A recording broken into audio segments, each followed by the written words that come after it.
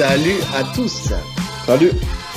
Bon, bienvenue sur le podcast Ta Nuit de Connexion, votre podcast préféré après les autres. Je suis Jarod, il est Rolly et on est sur l'épisode Restons Connectés, le numéro 33, l'épisode d'actu hebdomadaire avec pas mal d'actu, mais surtout énormément de questions cette semaine d'utilisateurs. D'utilisateurs, qu'est-ce que je raconte ? D'auditeurs. D'auditeurs, mais oui, mais bien sûr, vous nous utilisez. Je l'ai toujours dit de toute façon, on n'est que des marionnettes. Donc oui, d'auditeurs. Je sais pas pourquoi je dis utilisateur à chaque fois. Ça, c'est le travail, réminiscence du travail, laisse tomber. Et donc, on va commencer avec la grosse news qu'il y a eu en fin de semaine dernière et d'ailleurs qui est tombée juste après qu'on ait enregistré. Donc, on s'est dit, ah mince, c'est sorti, ça vient de sortir et on va devoir attendre une semaine pour en parler. Puis finalement, c'était pas plus mal parce que comme ça, en même temps, on a eu toutes les bonnes informations, on a pu voir la situation non pas à chaud, mais avec du recul et avec un peu plus d'analyse. Et c'est beaucoup mieux comme ça. Et cette info, c'est la frayeur qu'on a eue sur le combat de Dustin Poirier versus Benoît Saint-Denis qu'on pensait qu'il allait être annulé, en fait, tout simplement. Ouais, suite à... C'est un tweet? C'est un post Insta ou un tweet de Poirier? Oui, de Poirier, oui. Qui dit que le combat est annulé, mais qui continue de s'entraîner.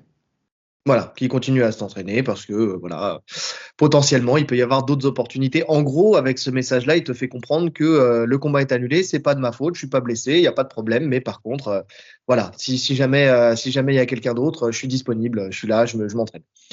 Côté BSD, en fait, pas de nouvelles. Enfin, pas de nouvelles. Eux n'ont pas reçu la nouvelle comme c'était annulé. Pour eux, il n'y avait pas de problème sur le combat. Donc, pas de changement prévu. Ils continuent à s'entraîner. Finalement, Dustin Poirier, il est revenu peu de temps après en disant désolé, mais à culpa, j'ai pas réussi à joindre mon manager, mais en fait tout va bien, j'ai eu les infos que je voulais, je pensais que c'était annulé, mais non, c'est bon, rendez-vous à l'UFC 299, on est bon, on va se faire la guerre. Bon, ça sent la grosse négociation derrière, et il y a eu pas mal de choses derrière, d'ailleurs. Ouais, déjà, ce qu'on sait, c'est que le combat avait été annoncé. Au moment où il a été annoncé, il n'était pas signé, visiblement. Et c'est pas la première fois que l'UFC utilise cette méthode. Ouais. Donc ça, c'est un gros problème. C'est un gros problème pour l'UFC. Je trouve qu'il tend le bâton pour se faire battre un peu, parce qu'en annonçant des gros chocs comme ça, tu donnes du pouvoir et du poids aux combattants qui peuvent se permettre d'annuler au dernier moment s'ils n'ont pas ce qu'ils veulent. Alors, oui, ça on en avait déjà parlé, mais tout le monde ne peut pas le faire. C'est-à-dire que là, Dustin Poirier, lui, il peut se le permettre parce qu'il a atteint tu sais, tu as des strates chez les combattants et Ouais, donc bien sûr. il a un pouvoir que d'autres n'ont pas. Tu vois, si Benoît Saint-Denis s'est amusé à ça, on va pas se mentir qu'il aurait dit, ah, c'est pas grave, allez, salut. Par contre, tu restes où tu es, tu seras même plus bas, tu vois, parce que tu ne combattras plus. Donc il y a ça qui rentre en ligne de compte. Donc, c'est un risque finalement qui est minimisé par ce fait-là, par le pouvoir de l'UFC par rapport à ses combattants. Sur le fait que c'est eux qui décident si le combattant combat ou pas. Et tant qu'ils sont sous contrat, ils peuvent pas aller ailleurs. Donc il y a ça aussi. Donc ils peuvent se le permettre avec cette situation-là. Maintenant, c'est vrai qu'avec un Dustin Poirier, c'était risqué. Maintenant, s'ils le font, c'est qu'aussi ils ont les moyens financiers de pouvoir aligner derrière. Il doit y avoir, allez, on peut compter à mon avis sur les doigts d'une main, allez, maximum des deux mains, le nombre de combattants qui sont en capacité de mettre la pression comme ça à l'UFC. Donc, pour moi, l'UFC prend pas de gros risques en faisant ça. Par contre, c'est vrai que c'est C'est pas pro. C'est C'est pas pro du tout. Non, ça c'est sûr. Par contre, là où ça pose problème, c'est que derrière tout ça, en fait, il y a eu plutôt le problème qu'il y a eu, c'était plutôt sur le fait que l'UFC, soi-disant que l'UFC n'avait pas donné d'informations sur le fait que le combat allait se faire, tu vois.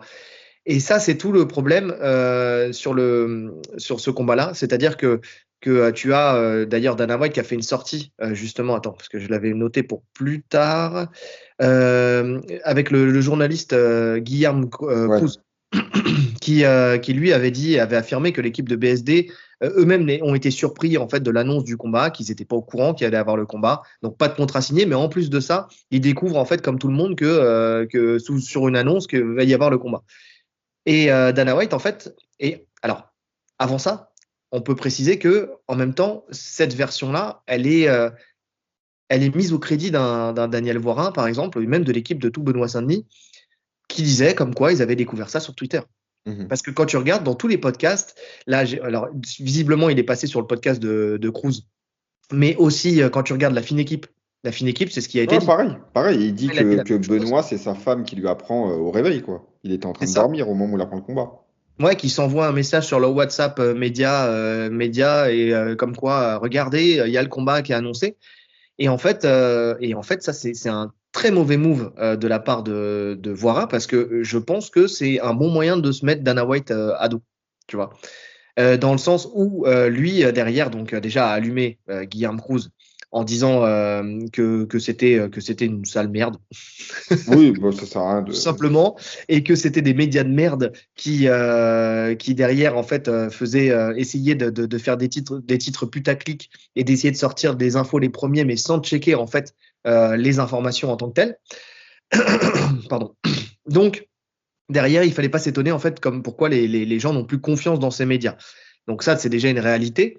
Et surtout, il a sorti en fait les échanges de messages privés avec Benoît Saint-Denis, donc même pas avec Guillaume Pelletier, avec Benoît Saint-Denis, où il explique que voilà, il prépare le combat contre Dustin Poirier, comme quoi ça serait peut-être à Miami, enfin tu vois, à Mhm. Miami en 5 rounds, tu vois, il lui donne un peu toutes les informations. Il dit voilà, c'est pas encore fait.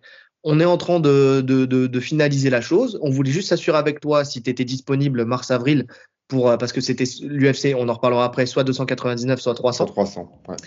Et donc derrière, il vient, il s'assure en fait qu'il est OK et d'une part pour ce combat et aussi pour la date.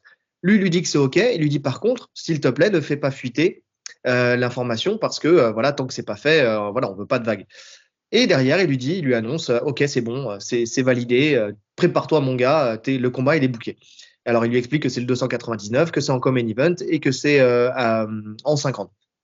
Donc est-ce que en fait, la manière qu'a fait, et c'est peut-être l'explication, hein, Voirin, Benoît Saint-Denis et Guillaume Pelletier, c'est un peu un moyen, en fait, pour eux, en fait, comme il a dit, il ne faut pas faire fuiter l'information.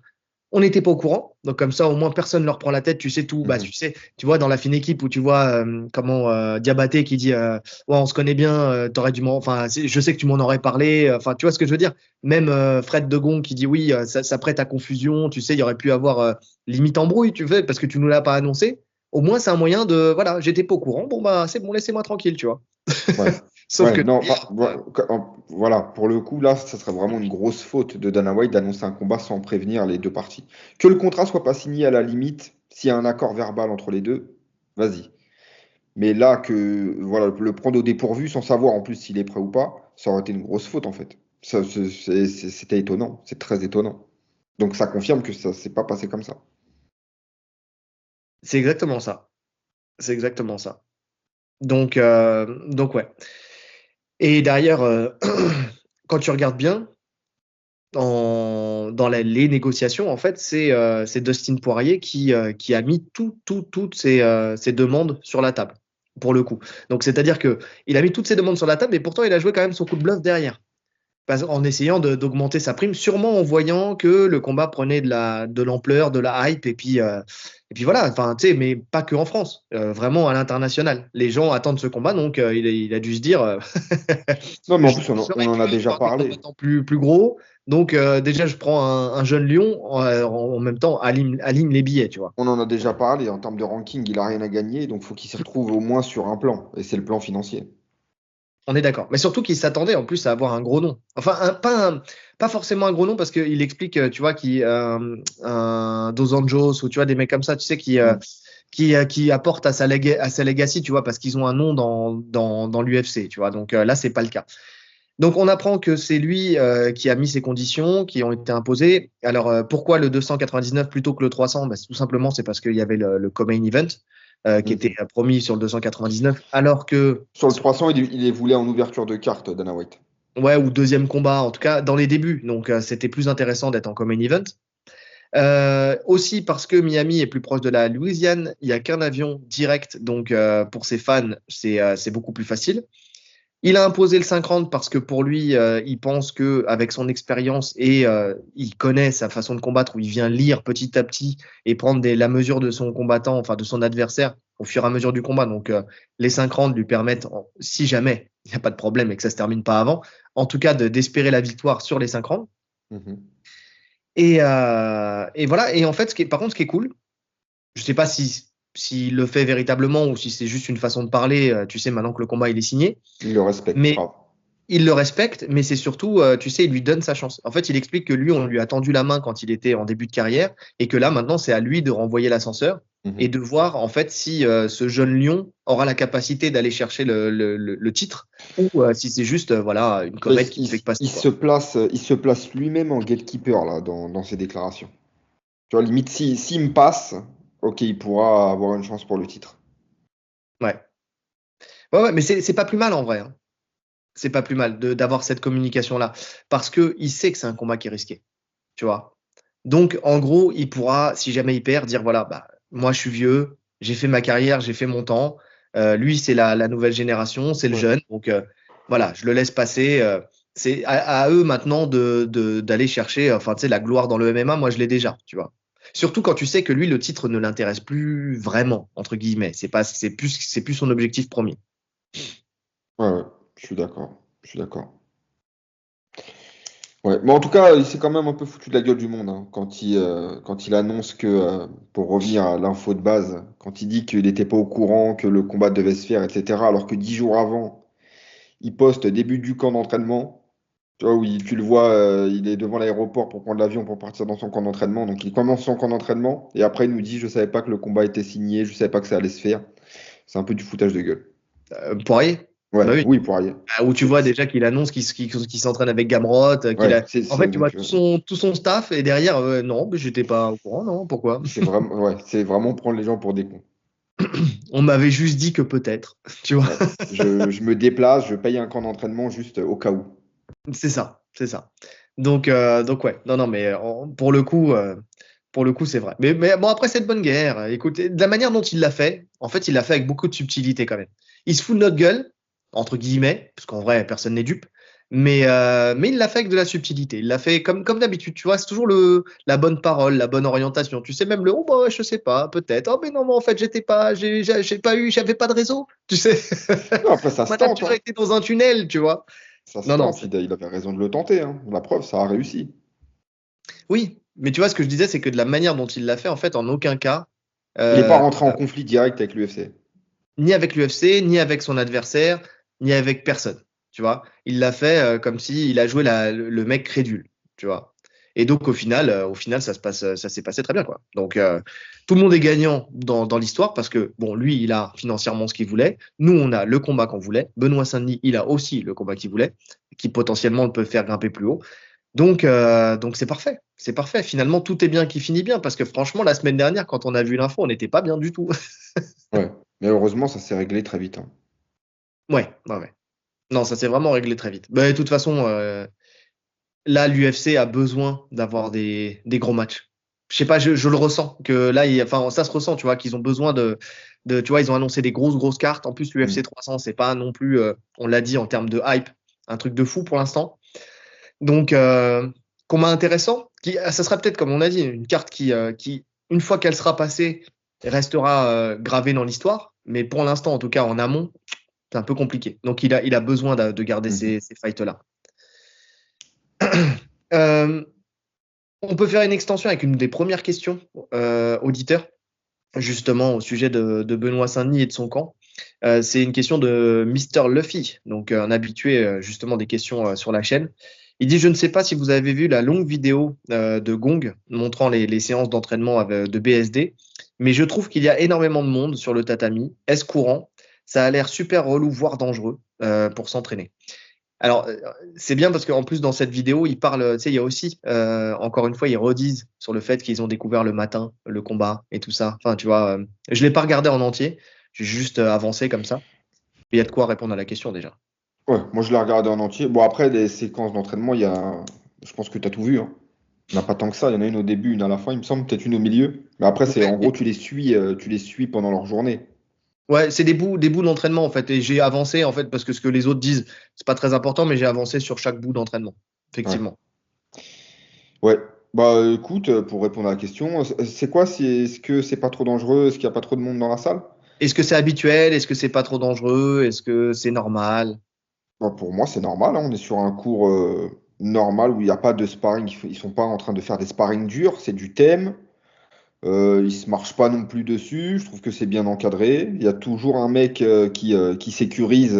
Tu vois, si ça va trop loin, si ça déborde sur un autre groupe, il y a toujours un mec qui recadre. Donc non, moi, ça me choque pas du tout, hein. Bah, moi non plus, ça me choque pas. Donc, effectivement, tu l'as dit, c'est un cours.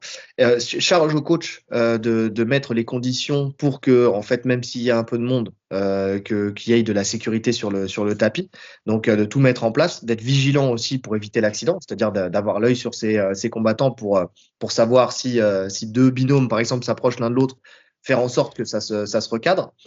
Et d'ailleurs, tu l'entends, voire un, tout le Mhm. long du camp, en tout cas de l'entraînement, il le précise bien. Attention là, la sécurité, il le dit en amont, il le dit pendant et tout ça. Il fait bien attention quand même à la sécurité des combattants.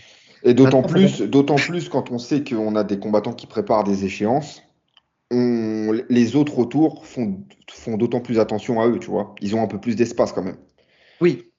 Et donc, d'ailleurs, il le dit, il n'y a pas que BSD qui prépare un camp, il y a d'autres combattants qui préparent, donc il le demande à la base, et il dit, voilà, qui prépare un combat bientôt, donc on va mettre l'accent sur ces personnes-là, donc on va leur faire de la place à eux plus qu'aux autres. Donc, effectivement, ceux qui préparent une échéance, eux, sont plus chouchoutés, entre guillemets. Mais tu peux pas, en fait, c'est pas parce que BSD combat co-main event de l'UFC 299, même si c'est la plus grosse échéance de toutes les personnes qui sont sur le tapis, mais pour chacun, son échéance est énorme. Tu sais. Donc, quand tu es le coach de chaque athlète, tu dois faire en sorte que pour chaque athlète, tu aies la même. Ton cours soit fait de la même manière pour chacun. Tu vois, peu importe que ça soit pour faire l'hexagone, que ça soit pour faire le cage warrior ou que ça soit pour l'UFC, finalement, ça reste un combat, ça reste une échéance et ça reste un combattant de chez toi. C'est un de tes athlètes qui va évoluer pour essayer d'atteindre justement la même chose que Benoît Saint-Denis un jour. Donc, si Mhm. tu le délaisses déjà en étant en bas, derrière, tu n'auras pas de confiance, la confiance de ton athlète quand il va monter là-haut. Non, non, mais je Donc, pense qu'il parlait surtout du fait que les trois quarts, justement, ne sont pas en préparation, tu vois. Je pense que ouais, mais c'est la un sparring. question est... Ouais, mais est-ce qu'il y avait besoin d'autant de monde?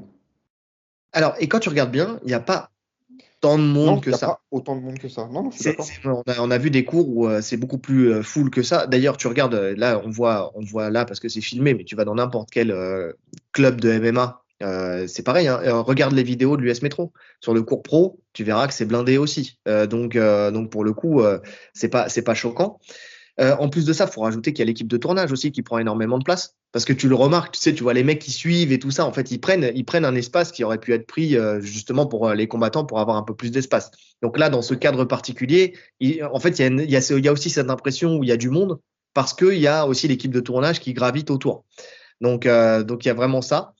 Et quand tu regardes bien, effectivement, tant que c'est du thème, ils sont tous côte à côte, ça pose pas de problème.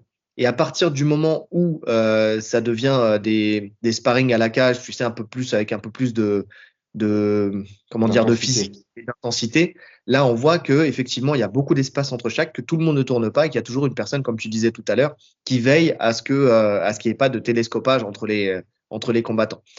Donc non, Non. c'est pas choquant du tout. C'est habituel même. C'est très habituel. Donc après, ça fait partie du jeu. Tu peux pas avoir une personne dédiée à toi. En fait, ça va être dédié à toi. Par exemple, quand tu regardes effectivement, quand tu regardes les Unbedded, les trucs comme ça, où tu vois quand ils sont à la patte d'ours ou des trucs comme, enfin, tu vois, dans des cadres comme ça, effectivement, le mec il est tout seul, il est dans son coin, il est à la patte d'ours. Maintenant, la plupart du temps, c'est peut-être pas forcément toujours filmé, mais ils sont tous dans des situations comme celle-ci. En tout cas, tu En vas à tout cas, en l'American Top France. Team, C'est vrai que c'est... même aux États-Unis. Aux États-Unis. Tu vois à l'American Top Team ou n'importe où, tu vois les mecs qui Oui, sont. sur des cours, oui, sur les cours, Ah oui. c'est un cours, quoi. Sauf après, quand ils vont travailler vraiment, tu sais, là c'était global. S'ils travaillent du spécifique, effectivement, ils seront en tête à tête. Ça sera un cours qui sera privé, entre guillemets. Donc spécifique pour le camp, de la stratégie pure et dure. Donc oui, non, c'est pas choquant. toute façon, on apprend aussi, tu sais, sur le fait de se blesser ou ce genre de choses. Finalement, on apprend aussi à s'entraîner comme ça, hein, parce que toute ta vie, tu t'es entraîné dans ces conditions-là. Donc je te jure, tu développes un sixième sens. C'est vrai, hein. Ouais. Le fait de se marcher dessus tout le temps, je crois que tu développes un sixième sens justement pour être à l'écoute de ton environnement. C'est même peut-être pas plus mal, tu sais. Donc, tu sais, pour gérer l'arbitre, pour gérer la cage, tu vois, tu te places mieux. En tout cas, ouais, c'est intéressant de voir ça. Moi, je me suis plus attardé sur les sparring avec Saladin Parnasse aussi. Donc, où on voit que franchement, les deux, c'est deux monstres, hein. Déjà, j'aime cette cohésion entre les équipes françaises, mais tu vois quand même le niveau de Saladin Parnasse et le niveau de BSD. Franchement, c'est fabuleux. Et c'est là que tu vois que Saladin Parnasse, après, c'est pas un vrai combat, c'est un sparring, donc on se rendra jamais compte de la réalité de la chose. Mais tu vois que Saladin Parnasse, il est clairement au plus haut niveau, entre guillemets, quand tu vois ses sparring avec BSD, Qui est plus lourd? Ah, on a une petite coupure. Je pense que tu as reçu un appel. C'est bon? Ça revient. Attends, ça revient. T'as eu un appel? Désolé les amis. Non, non, non, mais Non? il y a eu un problème de réseau, je crois. Ok. Ouais, donc tu Donc disais tu disais quoi? BSD qui est Saladin qui est plus léger. Ouais. Ouais, non, non, c'est intéressant. C'est intéressant. C'est bien aussi parce que finalement, en termes de sparring de haut niveau, là, dans son camp, on voit qu'il y a personne. Il y a personne du niveau UFC en tout cas. Non, pas du tout, pas du tout. Bon, après, c'est pas gênant plus que ça, hein, de toute façon. C'est pas ça qui l'a empêché d'arriver jusque-là. Mais oui, c'est vrai que tu as des combattants pro, mais t'as pas. Alors, t'as Leto, Mathieu Leto, tu sais, mais finalement, enfin, tu sais, là, je crois qu'il combat pour la ceinture de Pour la l'Hexagone. ceinture C'est ça d'Hexagone la semaine, contre Alexis Fontes. ce week-end. C'est ça. Mais donc, c'est pas le même niveau que l'UFC, mais c'est quand même un bon niveau. Mais de toute façon, ils tournent pas ensemble parce que c'est pas le même gabarit. Donc, Ouais. Et puis de ce que j'ai compris dans le reportage, c'est une brute, Mathieu. ah ouais. Ouais, ils arrêtent pas de le répéter que c'est une brute. Moi, j'ai juste vu un moment où il lui a dit, mais fais plus simple, Mathieu. Il était en train de faire Oui, des oui, oui. abdos. Ah, franchement, il était avec Greg MMA justement. Mais fais plus simple. Là, tu es en train de te prendre la tête. Attends, va droit au but. Tu viens, hop, tu fais ton amener tranquille. Pourquoi tu cherches la complexité? J'adore. J'adore. Ouais. Avec Morin qui raconte sa life tout le temps. Ah, j'ai eu un accident de voiture. Ça l'a marqué, son accident de voiture. Elle arrête pas d'en parler. Laisse tomber. Donc, J'ai pas vu ça. il y a un moment, il en parle. Mais tu l'entends en fait de derrière. Oh, je me Ok. suis fait taper à l'arrière. Je me suis fait contracter. Je me suis contracté, mais ah, j'étais surpris, hein. Et on sait si Euh, Salah, il est pas resté longtemps. non, non, non, je pense que c'était juste un passage comme ça.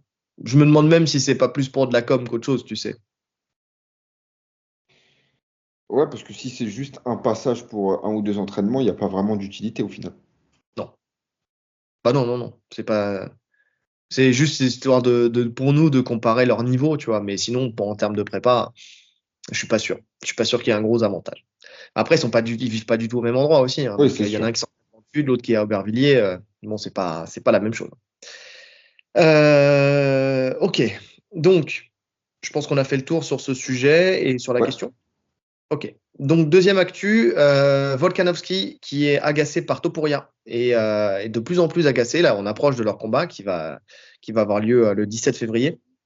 Et en fait, Topuria, il fait déjà de multiples sorties pour montrer sa confiance dans le résultat en fait, face à Volkanovski. Lui vraiment, pour lui, il est déjà champion, quoi. Il n'y a pas de problème, il va le mettre KO, il va finir le combattant, il va l'envoyer à la retraite.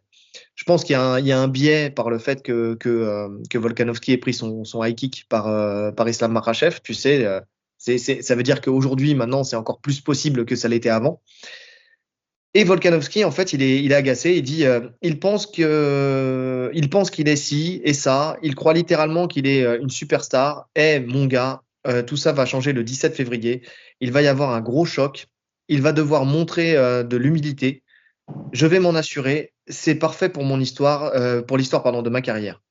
Donc, c'est pas la première fois qu'il parle de ça, de l'humilité qu'il va transmettre à Topuria, qui va le renvoyer à son inexpérience et tu sais, On dirait Aldo qui parlait de Connor à l'époque.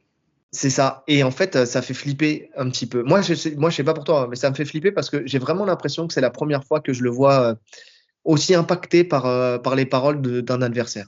Oui, ouais, je suis d'accord. Et ça va avec le fait qu'il sort d'une grosse défaite. Oui, Donc, il a quelque chose à prouver. c'est Il ça. a quelque chose à prouver. Et on le voit aussi sur ses déclarations, sur le fait qu'encore une fois, il fait une déclaration où il se justifie de sa défaite en disant qu'il avait passé 3 semaines à boire, etc. Alors que C'est c'est pas bon, dans on ses s'en fout. habitudes. Non, mais on s'en Eh fout en oui. plus. Le Eh combat, oui. il est passé. Ouais. Ça prouve, on l'avait dit déjà dans un autre épisode, que Islam, il est encore dans sa tête. Il est encore dans sa tête. Il pense à cette défaite tout le temps. Il est encore dans sa tête. En plus, c'est très parlant pour ce combat-là. Donc, il a Oui, laissé un bout de tibia dans son crâne. Oui, oui, oui, non, mais c'est vrai. Et moi, j'ai peur, tu sais, qu'il ait tellement à cœur de vouloir justement ridiculiser Topuria et laver l'affront, enfin la défaite qu'il a eu juste avant, qu'il sorte en fait de sa discipline habituelle dans ses combats. Parce qu'en fait, il va chercher le finish parce qu'il est discipliné, parce qu'il va user, fracasser son adversaire à petit feu. Et là, j'ai peur qu'il veuille en finir un peu trop vite. Alors après, peut-être qu'on se trompe, hein, parce que Volkanovski est un grand champion, donc il peut très bien nous faire mentir. Et je l'espère d'ailleurs, justement en se remettant sur les rails, parce que ça me ferait mal au cœur, et toi aussi, je sais que ça te ferait mal au cœur de le voir finir sur un KO comme ça, dans sa catégorie. Tu vas perdre à la décision après une belle guerre, pourquoi pas, mais perdre en 13 secondes sur un Nike, sur une gauche, ah ouais. tu vois, comme José Aldo t'en parlait tout à l'heure, bah là, c'est beaucoup plus dommageable. Donc ouais, non, j'ai peur qu'il pêche par orgueil, tu sais, qu'il veuille vraiment aller chercher cette victoire et que ça soit la fin de Volkanovski en fait, parce que là, s'il perd dans sa KT, c'est fini.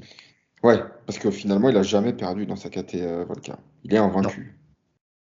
non, et quand tu vois à quel point Makhachev est encore dans sa tête, comme tu disais tout à l'heure, où il se justifiait de pourquoi, du comment, il n'avait pas.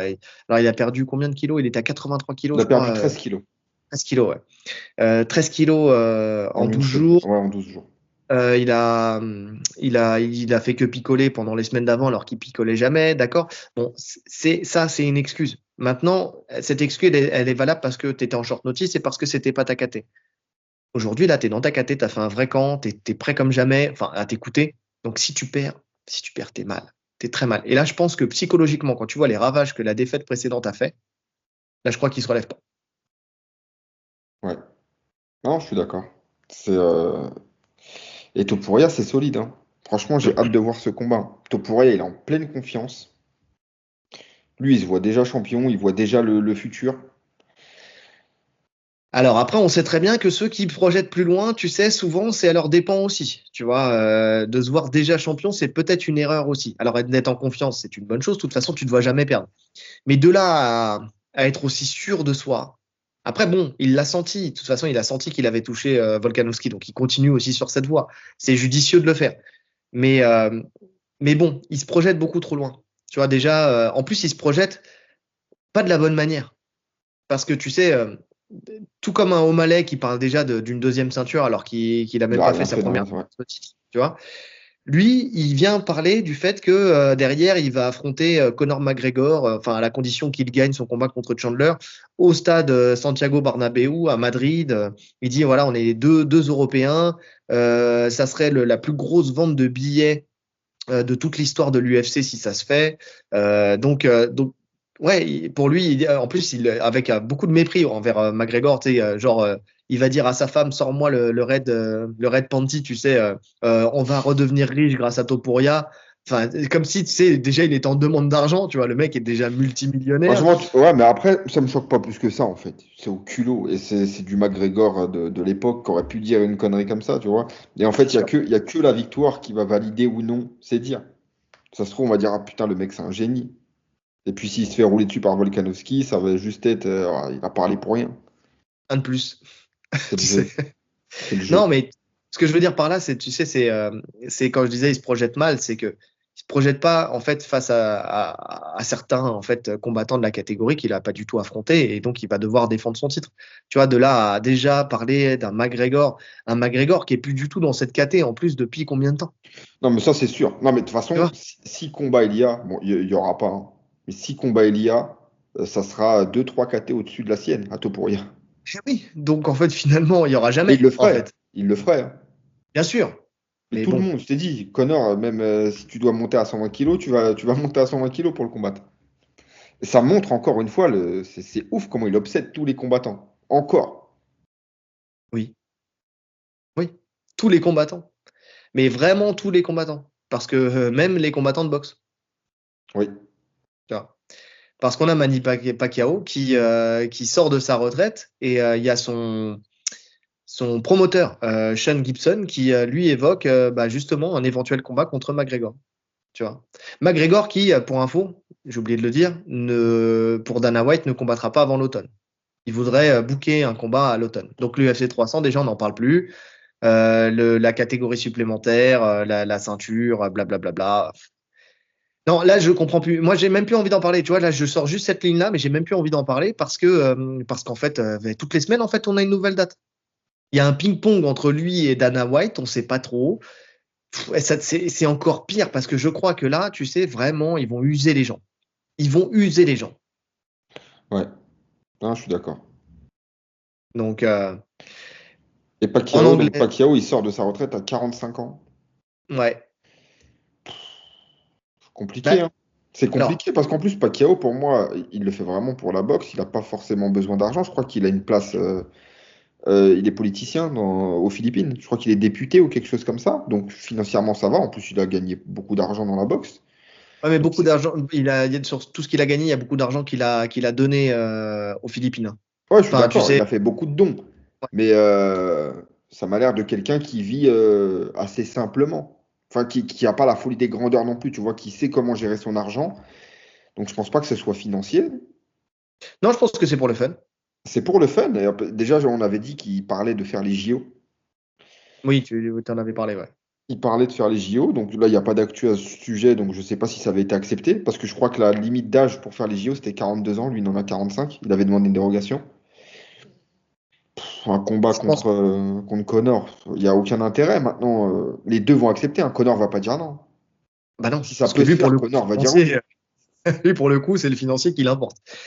Déjà, il faut savoir que Pacquiao, il va faire un combat d'exhibition le 20 avril 2024 contre Boicao, déjà. Oui. Donc, il y a déjà ça. Boicao, légende de la boxe thaï. Il parle donc, en fait, le promoteur, c'est même pas lui qui en parle, c'est le promoteur qui dit que le combat contre McGregor serait sensationnel, pardon, si ça se faisait en Arabie Saoudite. Et on sait que McGregor est toujours présent sur les événements de boxe d'Arabie Saoudite et tout ça, donc il adore la boxe anglaise. Donc pour le coup, eux le signeraient sans problème aussi.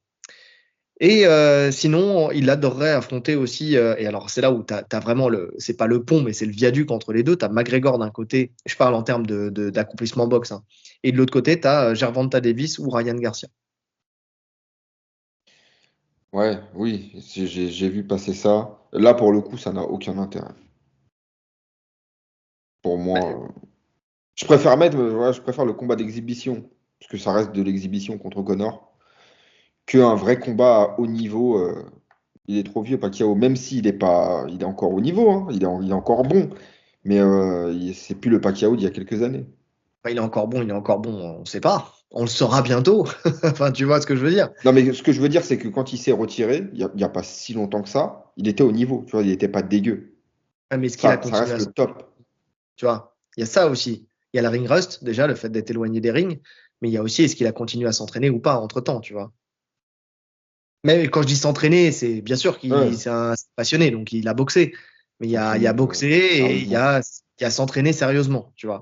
Non, non, non, mais de toute façon, il y a l'âge. Il y a l'âge, surtout dans ces KT. Tu perds en vitesse, tu perds en résistance, tu perds. Donc, aucun intérêt de le voir contre des jeunes bien classés de la boxe anglaise. Bah ouais, ouais, ouais. Après, c'est ce qu'ont dit sûrement les gens de Foreman quand il a récupéré son titre de champion du monde, tu vois.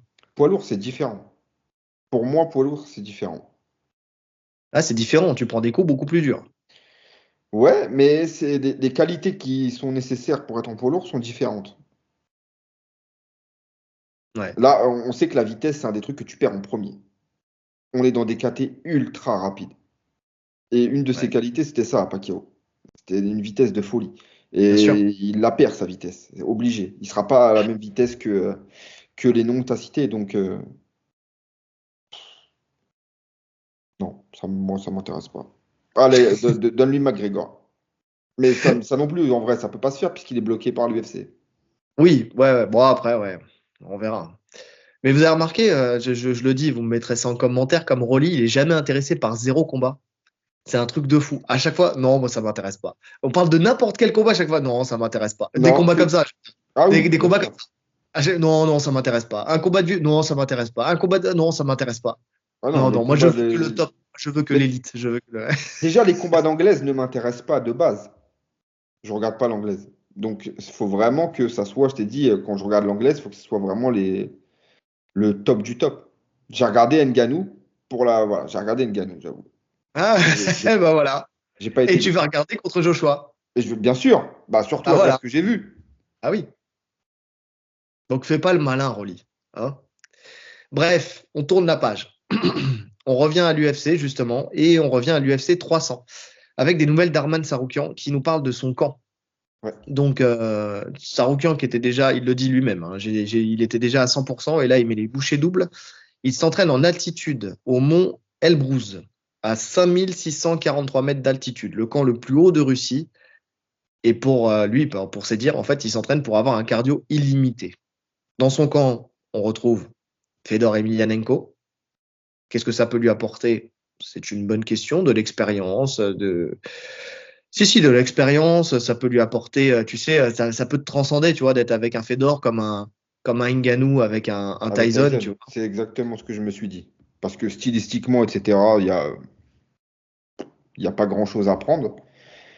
Maintenant, ouais, 5643 mètres, il veut son cardio limité. Écoute, ça prouve déjà qu'il prend Oliveira très au sérieux. Il se donne les moyens. Il y a de quoi. Hein. Il y a de quoi. Maintenant, le cardio, ça fait pas tout. Et je suis d'accord. Pour moi, c'est pas un argument. En fait, si l'UFC se passait à Salt Lake City, je te dis OK, d'accord, on est d'accord. D'ailleurs, il dit, hein, je sais pas si c'est le camp d'entraînement le plus haut du monde, tu sais, mais en tout cas, c'est le Hmm. plus haut de Russie. Donc, Salt Lake City, je me dis, OK, bon, bah voilà, au moins tu te prépares intelligemment. Maintenant, effectivement, le fait de le faire, effectivement, tu auras un cardio, tu vas tenir les 50, mais on sait déjà qu'il est prêt à tenir les 50 déjà de base, tu vois. Donc rajouter du cardio au cardio, tu sais, ça me fait penser à tous ces clubs de MMA qui mettent, ou même de jiu-jitsu brésilien, qui mettent un accent fou sur la préparation physique. Et alors après, ce qu'on dit là, ça veut pas dire on sait pas ce qu'il fait en termes de préparation technique, stratégique, enfin tu vois, tactico-tactique et tout ça, il n'y a pas de problème. Hein. Mais tu sais, tous ces clubs là qui mettent un accent fou, et on en a connu hein, beaucoup, qui mettent l'accent sur le cardio et en fait au détriment de la technique. Alors c'est vrai que à technique égale, le mec qui aura le plus de cardio, il va gagner. Mais le problème, c'est que ton cardio, quand t'as pas la technique égale, tu vois, bah t'as pas le temps de le mettre en application puisque tu vas te faire taper ou soumettre avant, tu vois. Bon, maintenant on va nuancer la chose. Hein. Ça reste Herman Saroukian, ça reste un excellent lutteur, ça reste un très bon boxeur. C'est un combat qui est pas gagné d'avance, même si de base les, on va dire que la plupart des gens pensent Oliveira vainqueur de ce combat-là. Moi personnellement, je pense qu'Oliveira il a tout pour battre Saroukian, mais on peut se tromper, ça reste du MMA. Mais en tout cas, voilà, oui, c'est pas ces deux informations-là voilà, il met les bouchées doubles, ok, certes, mais c'est pas ça qui me fait dire waouh, c'est extraordinaire. Tu vois, un Poirier qui met Gamrot, Eblen, tout ça dans son coin, tu sais, où tu vois le chemin qui se présage, tu vois, le fait de défendre la lutte, tu sais, de ne rien accepter sur les amener au sol, tu vois, de tout bloquer et tout ça. Là, je comprends. Là, je te dis, ouais, ok, le mec, il l'a pris au sérieux dans les bons rails. Mhm. Là, cette information-là, à part de savoir que le mont Elbrouz est à 5643 mètres, Ouais, je ça suis m'a, d'accord. ça m'a pas apporté grand-chose, quoi. Non, je suis d'accord, surtout si ça avait été, comme tu l'as dit, un combattant qui avait pêché sur le cardio. Là, ça aurait eu du sens. Mais c'est clairement pas un problème chez Tsaroukian, le cardio. Donc, donc je pense qu'il y a une limite quand même au cardio à un moment. C'est déjà un mec qui a un gros cardio. Il va pas non plus. Il se prépare pas à un Ironman. Hein. Non, Finalement, la performance, je pense que ça va strictement rien changer. non, parce qu'en plus, c'est déjà un combattant qui met énormément de rythme. Bah ouais. Je le vois pas mettre encore plus de rythme. Enfin, franchement, plus de rythme, ça serait, ouais, je crois que c'est même pas possible. Ouais. Non, non, c'était juste une sortie pour faire parler un peu, quoi. Et ça a marché, on en parle. Comme d'habitude, d'ailleurs. Non, par contre, ce qui serait très drôle, c'est d'avoir un Fedor dans son coin. Là, pour le Non, jamais. UFC. Imagine. Bon, Jamais. après, il y a tout le bise entre lui et Dana Ah oui, White et tout. jamais de la vie. Ouais, mais de l'eau est passée sous les ponts, tu vois ce que Non. je veux dire. Non, mais imagine, c'est l'UFC 300. Fedor, qui a toujours été, qui a toujours refusé en fait d'aller à l'UFC. Et puis en plus de ça, l'UFC le voulait, hein, si je me souviens bien, il Mhm. le voulait, mais il n'a jamais accepté. Là, il vient à l'UFC 300 parce qu'il n'y a rien qui interdit en fait qu'il vienne à l'UFC 300 dans le coin, hein. Ah, l'UFC l'interdirait. Tu Dana, il penses que, l'interdirait. Bah, j'en tu suis sûr. penses, et comment, de quel droit, Et quelle réponse, quelle de toute action, façon, bah, qu'est-ce qui ferait je que sais même pas en fait s'il peut rentrer aux États-Unis, Fedor. Ami intime de Poutine, il y a peu de chances qu'il rentre. ça, c'est un argument. Ça, c'est un argument. Et de Mais lui-même, je pense qu'il irait même pas en fait. Je pense que Dana, il lui a tellement craché dessus que jamais de la vie, il irait. Jamais. Mais ah là là, mais tu vois, c'est là où t'as pas cette étincelle. Putain, mais moi, au contraire, j'y vais. UFC 300, je t'ai toujours dit non. Et tout ça, et sur ton UFC anniversaire des 300 épisodes numérotés de l'UFC, je débarque dans le coin, comme ça, en dansant. Et en dansant, je sais pas c'est quoi les danses russes, tu vois. La polka, non, c'est polonais ça. Non, Je sais non, pas. non, c'est le tirtaki, le tirtaki. Je danse le C'est grec ça. tirtaki. Ah ouais, c'est grec, merde. Putain, on est vraiment nul en danse folklorique. Bref, tu sais, tu sais, en mode. Je vois c'est quoi. Je te jure, je rentre comme ça. Au contraire, au contraire. Non, mais c'est là où t'as pas l'instinct de la punch. Ça serait drôle. Ça serait Ça serait drôle. très drôle. Mais il Mais le oui, fera mais bien jamais. sûr. Jamais de la vie. Ah, j'adorerais. The Last Emperor. Il débarque avec sa couronne. Je sais même pas en vrai. En vrai, je sais même pas s'il participe au camp.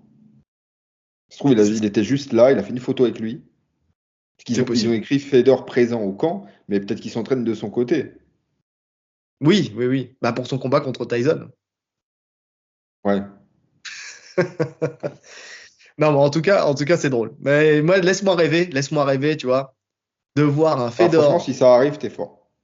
Et franchement, si ça arrive, bah, il y a un petit short qui va se faire, que Ouais, je tu vais serais envoyer fort. partout. Mais ça serait très drôle. Ah, ça serait très drôle. Franchement, je kifferais ça. Juste pour la petite crotte de nez, tu vois. Bref, on continue. Doumbé et son message pour Baki chez Click TV. Donc, c'est le trash. Là, il essaye par tous les moyens de le Non, c'est toucher. dur, hein. Ça, Ça rame, hein. ouais, ça rame de. Je te disais la dernière fois, hein. Pour moi, son trash talk, là, il est foireux, hein. Ça prend pas du tout, du tout.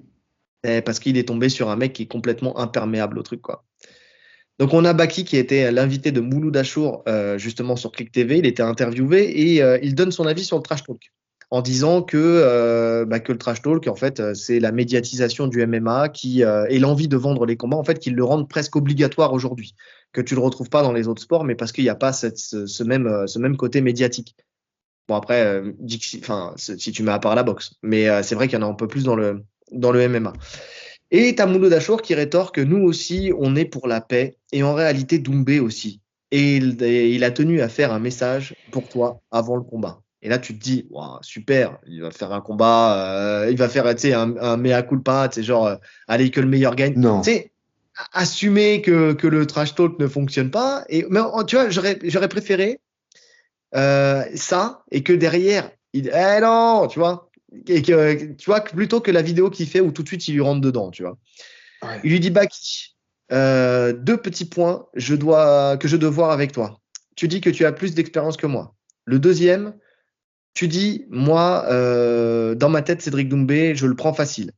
Tu as raison, c'est du MMA, pas du kickboxing. Ok, on enlève ça. Mais du coup, toi, c'est le judo ta discipline de prédilection. Tu peux nous montrer tes 11 médailles d'or de judo alors? Tu peux me montrer sur tes 9 combats, tes 9 KO? Parce que moi, j'ai 5 combats, 5 KO. Je te le dis en avant-première, je t'aime bien, t'es courageux, on ne peut pas te l'enlever, mais je vais te coucher. Et là, Tabaki qui a répondu, en fait, qui comprend pas, en fait, qu'il fasse ses calculs. Il cherche à se rassurer. Le MMA, c'est pas que le chaos. Et le jour J, il n'aura pas une armure parce qu'il est champion du Glory. J'ai bien aimé d'ailleurs cette phrase. ils ont tous les deux mains, deux jambes, et le jour J, il sera prêt et il attend ce combat avec impatience. En fait, il dit que voilà, c'est dans leur ADN, ils sont là pour se foutre sur la gueule, et il comprend pas en fait qu'ils parlent autant comme ça et qu'ils me parlent de mes médailles en judo et tous ces trucs-là, et qu'en vrai, Baki, il montre une maturité pour son âge. Franchement, il me hype ce combat, il me hype de fou. Parce que ouais, tu sens qu'il n'est pas du tout, comme tu as dit, impacté par le trash talk. Il rentre pas dans sa tête. Après, c'est peut-être une image, hein, on ne sait pas ce qu'il y a dans sa tête. Mais en tout cas, de sûr. ce qu'il montre, et en plus, il le voulait, ce combat. Tu vois la différence d'un Zebo qui a jamais demandé, qui s'est retrouvé propulsé là.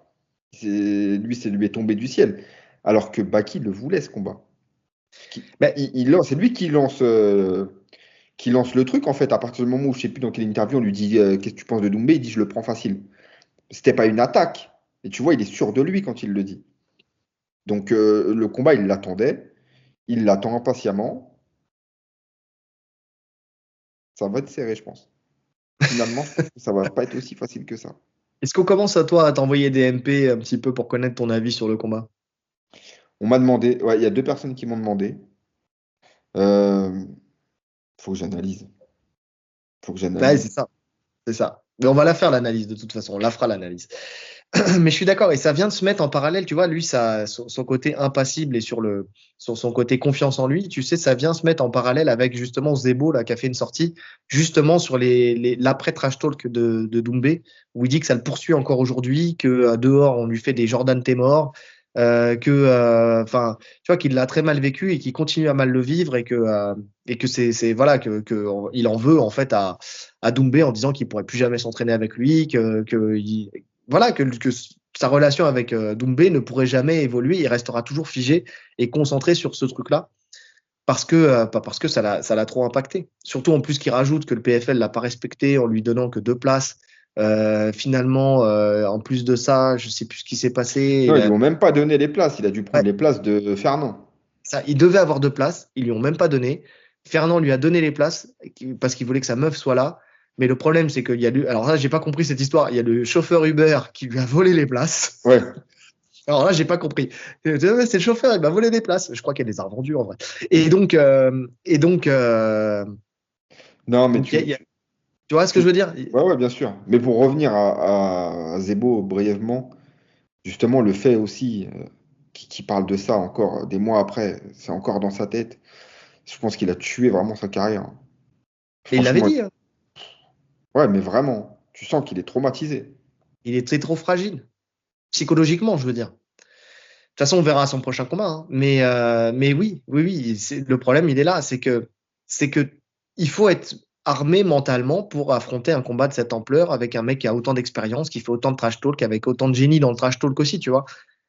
Parce que, en fait, comme on a dit, on va pas revenir sur ce qu'on a dit. Il n'y a rien à reprocher au trash talk de Doumbé. Parce que finalement, rien n'était personnel. C'était juste, alors, ouais, il y a ce gimmick Jordan t'es mort. Effectivement, tout le monde en parle encore, puisque regarde, hier, on a fait la remise des grades de Anis. Anis, t'es mort! Tu vois, en fait, c'est dans l'inconscient. Alors, je sais pas combien de temps ça durera, mais pour l'instant, c'est dans l'inconscient collectif. Ce truc-là, ce gimmick-là, il reste. Attends Tu qu'il vois, gagnera, en fait, hein, puisqu'il va le reprendre à chaque combat, donc ça va rester, hein. ouais. Non, mais c'est clair. C'est clair. Maintenant, c'est vrai que là, pour revenir à Baki, effectivement, lui, grosse maturité, il se laisse pas impacter, il est imperméable au truc.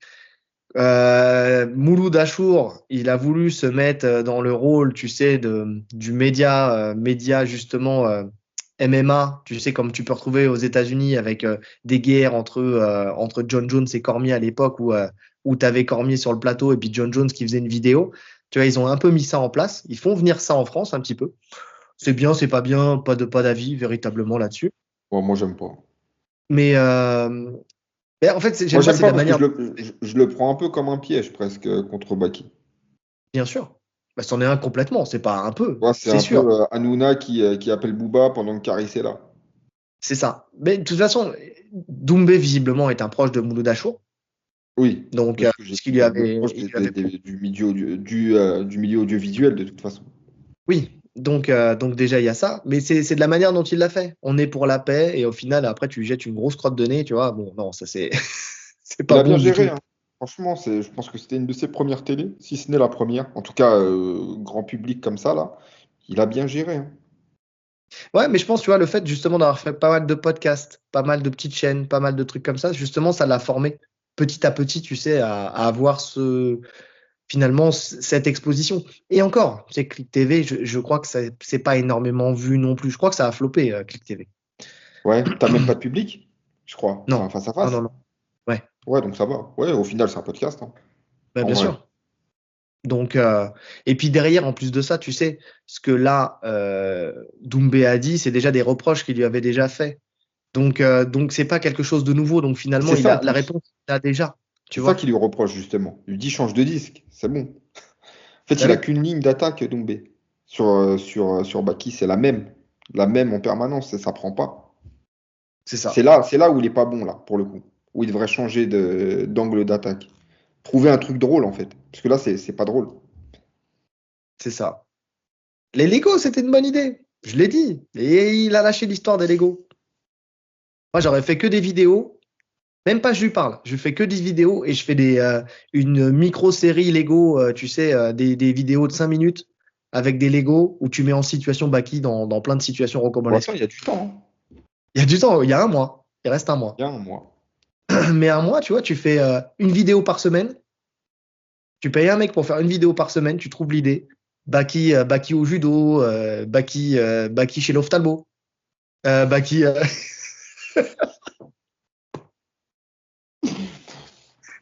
Ah, Il va j'avoue. vraiment venir me casser la gueule. Non, mais tu vois, ça, je pense que ça aurait été plus intelligent de faire ça que de venir et de tacler effectivement sur les médailles de judo. On s'en bat les noix en vrai. Effectivement, il a raison, c'est du MMA. On lui demande pas d'être un champion de judo, tu vois. Ce qui compte, c'est que son judo, peu importe son niveau de judo, c'est qu'il arrive à le transposer dans une cage. Et jusqu'à C'est maintenant, ça. il a prouvé qu'il savait le faire. Donc, à un tel point que Shimaev, justement, a accepté de le prendre en sparring, un de ses sparring principaux pour son camp, à l'époque où il préparait le combat contre Costa. Ouais. Donc voilà, c'est ça, c'est la plus belle preuve sociale, elle est là en vrai, hein. Même ça, Bon, en même termes si on en termes de mental, je pense que ça lui a donné une confiance de fou à Baki. Le fait que bien sûr, Shimaev te prenne en sparring. Donc non, il est ultra confiant. Les deux sont bien ultra sûr. confiants. Et surtout qu'en plus, il dit que Shimaev sera peut-être dans son camp, Baki. Ouais, Donc il dit, il a la dalle, il s'entraîne très dur, c'est ce qui fait la différence c'est ce qui fait la différence avec les autres. Il va peut-être venir m'aider dans ma préparation. Bon, donc, s'il vient l'aider dans la préparation, effectivement, ça va lui donner une confiance supplémentaire, même si en soi, euh, ce qu'il apporte en termes de style par rapport à ce qui va se passer avec Doumbé, c'est pas forcément ce qu'il y a de plus intéressant. C'est plutôt justement mental, tu vois, où ça Ou, sera. oui et non, parce que ça dépend comment taxe ton camp. Je pense que l'idée du camp, c'est de lutter, hein. Donc autant avoir un Shimaev devant toi. Ah, pour le faire chuter, c'est sûr. Oui, oui, bien Si sûr. tu arrives à le faire chuter, tu fais chuter Doumbé, hein. Ouais, non, bah, bien sûr, bien sûr. Mais, euh, Mais tu vois, là où je suis pas tout à fait d'accord, c'est sur. Mais après, on va revenir sur Shimaev et tout ça. Tu sais, il a la dalle, il s'entraîne dur et c'est ce qui fait la différence avec les autres. On a vu que son entraînement dur, finalement, une fois que le combat est dur, en fait, il a plus lieu d'être, hein. Donc, encore une fois, faut pas rentrer dans le travers de il a la dalle, il s'entraîne 5 fois par jour et donc ça fait de lui un meilleur combattant. Non, c'est s'entraîner intelligemment, oui. Tu vois, faut pas que Baki, et je pense pas qu'il le fera, hein, mais qui se mettent en tête que la réalité, c'est de s'entraîner à la Shimaev. Parce qu'en fait, s'entraîner à la Shimaev, c'est pas forcément le meilleur moyen de s'entraîner, tu vois. Même avec tes sparring, d'être toujours dur avec tes sparring, de leur rouler dessus et tout ça, finalement, ça Ouais, apporte pas grand-chose. ouais. Non, mais il est bien entouré en termes de sparring, Baki, hein. Je crois qu'il s'entraîne avec Nassourdine aussi. Tu vois, un profil comme Nassourdine, c'est intéressant. Ouais. Oui, ça, c'est intéressant pour le coup. En termes d'expérience et tout ça. Et puis, quand tu vois, oui, effectivement, ce qu'il a fait encore le week-end dernier, oui, c'est intéressant. Non, mais Baki, il a cette force-là. De toute façon, c'est la communauté, hein. Communauté dagestanaise, tchétchène qui a derrière, qui, en fait, finalement, se serre les coudes. Et donc, bah, en fait, une fois qu'il y en a enfin, il y en a 10 qui viennent derrière pour t'aider, quoi. Et ça, c'est la grosse force parce que, en vrai, Shimaev, il calculerait même pas Baki s'il faisait pas partie de la même communauté, tu Ah vois. non, bien sûr. Donc, ça l'aide aussi. En parallèle de ça, on a vu Doumbé. Il y a une vidéo qui est sortie de son entraînement sur piste là. Donc, il vient courir dans son survêt des années 80. C'était pas mal. Bon, ça montre rien, mais je pense que de toute façon, il veut pas montrer plus que ça à ses entraînements non plus. Hein. Il aurait tort de le faire, de toute façon. Ça me permet juste, en fait, de parler de ça. Ça me permet de faire un petit big up à Oh, le big up le plus foireux de l'histoire. Histoire. Putain. Bref, je le ferai pas. Je sais pas Mais c'était pour qui, mais. Mais non, putain, mais j'en ai marre d'avoir une mémoire de merde comme ça. Attends, putain, c'est un truc de Oh fou. putain. Mais non, mais en plus, c'est un truc de fou. Ouais, maintenant, ça fait flop. Hein. Si j'en reparle, c'est à Adèle. Mais oui, putain, mais c'est Adèle. Pardon, excusez-moi. Si vous connaissez ma pas Adèle et non. Ah putain. Et en plus de ça, c'est un super pote. Et franchement, je suis dégoûté parce que j'ai eu un blanc, un voile. Mais comme à chaque fois que je cherche un putain de prénom, à chaque fois j'ai des voiles.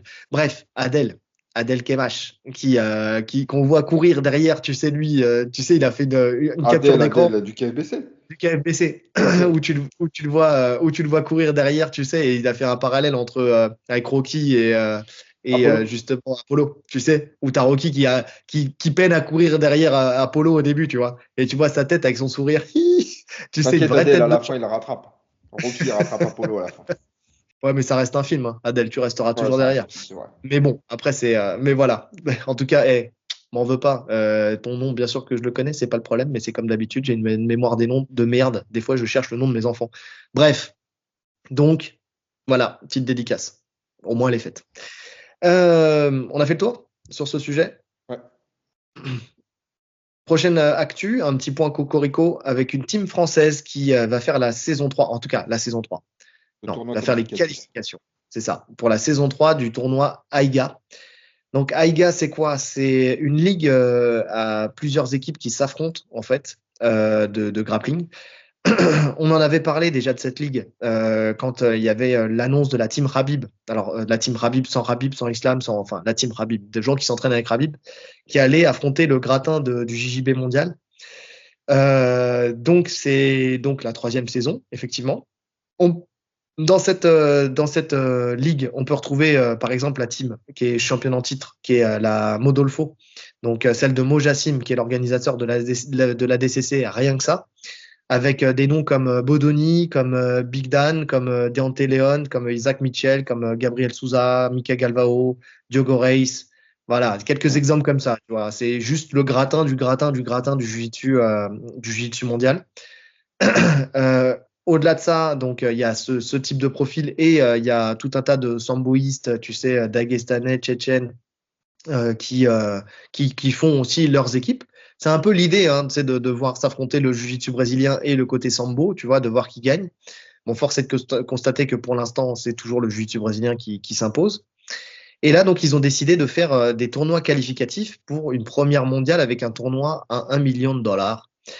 Euh, et il va y avoir plusieurs lieux de qualification. Donc, on Ah, ça a va la être. Turquie, on a le Brésil, on a Ouais, les j'ai la Chine. États-Unis. Hein? Chine, Turquie, Brésil et les États-Unis. Non, Thaïlande, pas Chine. Ah, moi, j'ai vu Chine. Moi, je suis allé sur le AIGA là et il y avait Turquie, Brésil, USA, Thaïlande. Ok. Je vais regarder. Vas-y, continue. Donc voilà. Et les équipes peuvent s'inscrire. Enfin, si tu veux monter une équipe et que tu veux tenter ta chance, tu peux le faire. Bon, là, maintenant, je sais pas si c'est encore le cas ou pas, mais bon, faut avoir un certain niveau quand même. Et on a une team française qui va se lancer donc en Turquie, sur les qualifications en Turquie, avec Termilan Azizov en moins de 60 kilos, Anthony De Oliveira en moins de 65 kilos, Ali Gerbi et Mehdi Mansouri en moins de 70 kilos, Bilal Benhamed, dit Bilal Miao, et Nicolas Filipponi en moins de 76. On a Pierre Manzo en moins de 83, Reda Meptouche en moins de Moins de 91, 91. Benjamin Seik et Mehdi Tamera en plus de 91. Et le management de tout ça, c'est le comité national de grappling qui sera dirigé là pour le coup par Rida Amara. Ouais. C'est intéressant de voir une équipe française évoluer à ce niveau-là. Je viens de regarder là sur leur Insta, en tout cas c'est en Chine. Alors peut-être que ça a été modifié entre-temps, parce que le post il date. Regarde sur leur Insta, sur les trucs épinglés. Épinglés, tu vois, il y a Oui, la c'est en Thaïlande. Chine. Oui, il va me chauffer celui-là. C'est pas vrai. J'ai regardé tout à l'heure. Oui, c'est en Toi Chine. aussi? Ah, Là, attends. je suis dessus là. C'est Yeah. Pardon. le drapeau rouge avec une étoile jaune au milieu. Je crois Oui, que non, c'est la mais Chine. Je il se fout de ma pense. gueule. Et en plus, il se paye le prix de se foutre de ma gueule. Justement, bah là, ils ont Et partagé là, French. sur le dernier post, il y a écrit Thaïlande. Donc j'ai raison. Comme Sur tous le les post deux. non, alors, sur le post d'avant, il y a écrit Thaïlande, et sur celui d'après, il parle de la Chine. Bref. Aga Global. Ah oui, la vidéo? Ouais. Et quand Sur tu la lis le vidéo. post, il y a écrit Chine. Donc, bref, en Asie. Ouais, 4 L'idée, c'est continents, qu'il y a mais un événement en Amérique voilà. du Sud, un événement en Europe, donc qui est en Turquie, et un événement en Asie qui est en Chine ou en Thaïlande, et Parce celui que aux regarde, États-Unis. qualification, donc c'est le 2-5 mars en Turquie, en mai au Brésil, en octobre aux USA et en décembre en Thaïlande, Ouais, ça, qui c'est a le marqué. post d'avant. Donc, je ne sais pas où c'est, mais bref. Bref, peu importe, on s'en fout parce que de toute façon, on n'ira pas Donc, ni en ce Thaïlande, qui va ni se en... passer, c'est qu'ils sélectionnent donc le vainqueur de chaque tournoi est qualifié. Il n'y a qu'aux États-Unis où ils en sélectionnent deux. Ouais, ils en sélectionnent deux. Tu as le champion de l'année précédente qui est invité, d'office. Donc, Rodolfo. Donc quoi? Rodolfo. C'est ça. Et j'ai vu qu'ils se réservent le droit de sélectionner, d'inviter deux équipes de eux-mêmes, tu vois, en invitation. Ouais, ils font le système un peu de la DCC, justement. Exactement. Exactement. Avec 1 million à la clé. Non, c'est pas mal, hein. J'aime bien Ouais. ces concepts-là, moi. Ouais, c'est effectivement, moi aussi, le travail par équipe comme ça, où justement tu peux te rattraper à tout moment parce qu'en fait c'est le nombre de points au final qui prime, hein. Donc c'est une bonne chose. On a repéré de toute façon la patte CNSG, donc Comité national de grappling. Quand j'ai vu les gens qui participaient, en fait finalement c'est C'est l'équipe de France sensiblement l'équipe quasiment. de France de grappling, hein, qui combat sur le circuit UWW. Donc c'est bien. On va voir ce que ça va donner. Donc là, en Ogi, moi, je vais suivre ça avec beaucoup d'intérêt parce qu'il y a les trois quarts des gens que je connais personnellement. Donc oui, je vais regarder ça, bien sûr. Ça sera très intéressant. Donc il faut qu'on prenne très rapidement Flow Grappling avant le 2 mars pour pouvoir regarder justement évoluer nos Français sur cet événement. Non, non, c'est une bonne chose. Franchement, j'aime beaucoup. En tout cas, j'aime beaucoup. Et ça, on en avait déjà parlé justement avec les qualifs ADCC, où il y a de plus en plus, tu sais, de Français qui se regroupent de clubs différents, justement pour essayer de s'entraîner ensemble, de faire une émulation, de partager les savoirs, de partager Mm. les connaissances et de faire évoluer le JJB et le grappling français. Donc ça, c'est une très bonne chose pour le coup. Que tout le monde ne reste pas dans son coin, tu sais, avec l'académie contre l'académie contre l'académie. Non, on vient, on fait des passerelles, on invite les gens chez les autres et on y va. Et on y va. Donc là-dedans, on a d'excellents grappleurs, hein, pour le coup. Alors après, alors à mettre en lumière en parallèle avec justement la team Mondolfo, faut le dire honnêtement, comme ça sur le papier, c'est une autre planète. Maintenant, on verra le jour où déjà s'il y a qualification ou s'ils s'affrontent, parce que c'est ça qui est intéressant. Tu vois, moi, ce que je veux, c'est déjà première étape, c'est des qualifications. C'est ça, en Tu fait. vois, Bah, c'est comme si tu étais c'est au qualif ADCC. Déjà, s'ils se qualifient, c'est déjà une grosse performance. exactement. Et en fait, c'est ça le véritable objectif, c'est de se qualifier. Après, de là, aller chercher les 1 million, ça va être quand même compliqué. Faut être honnête, hein, ça va être très compliqué.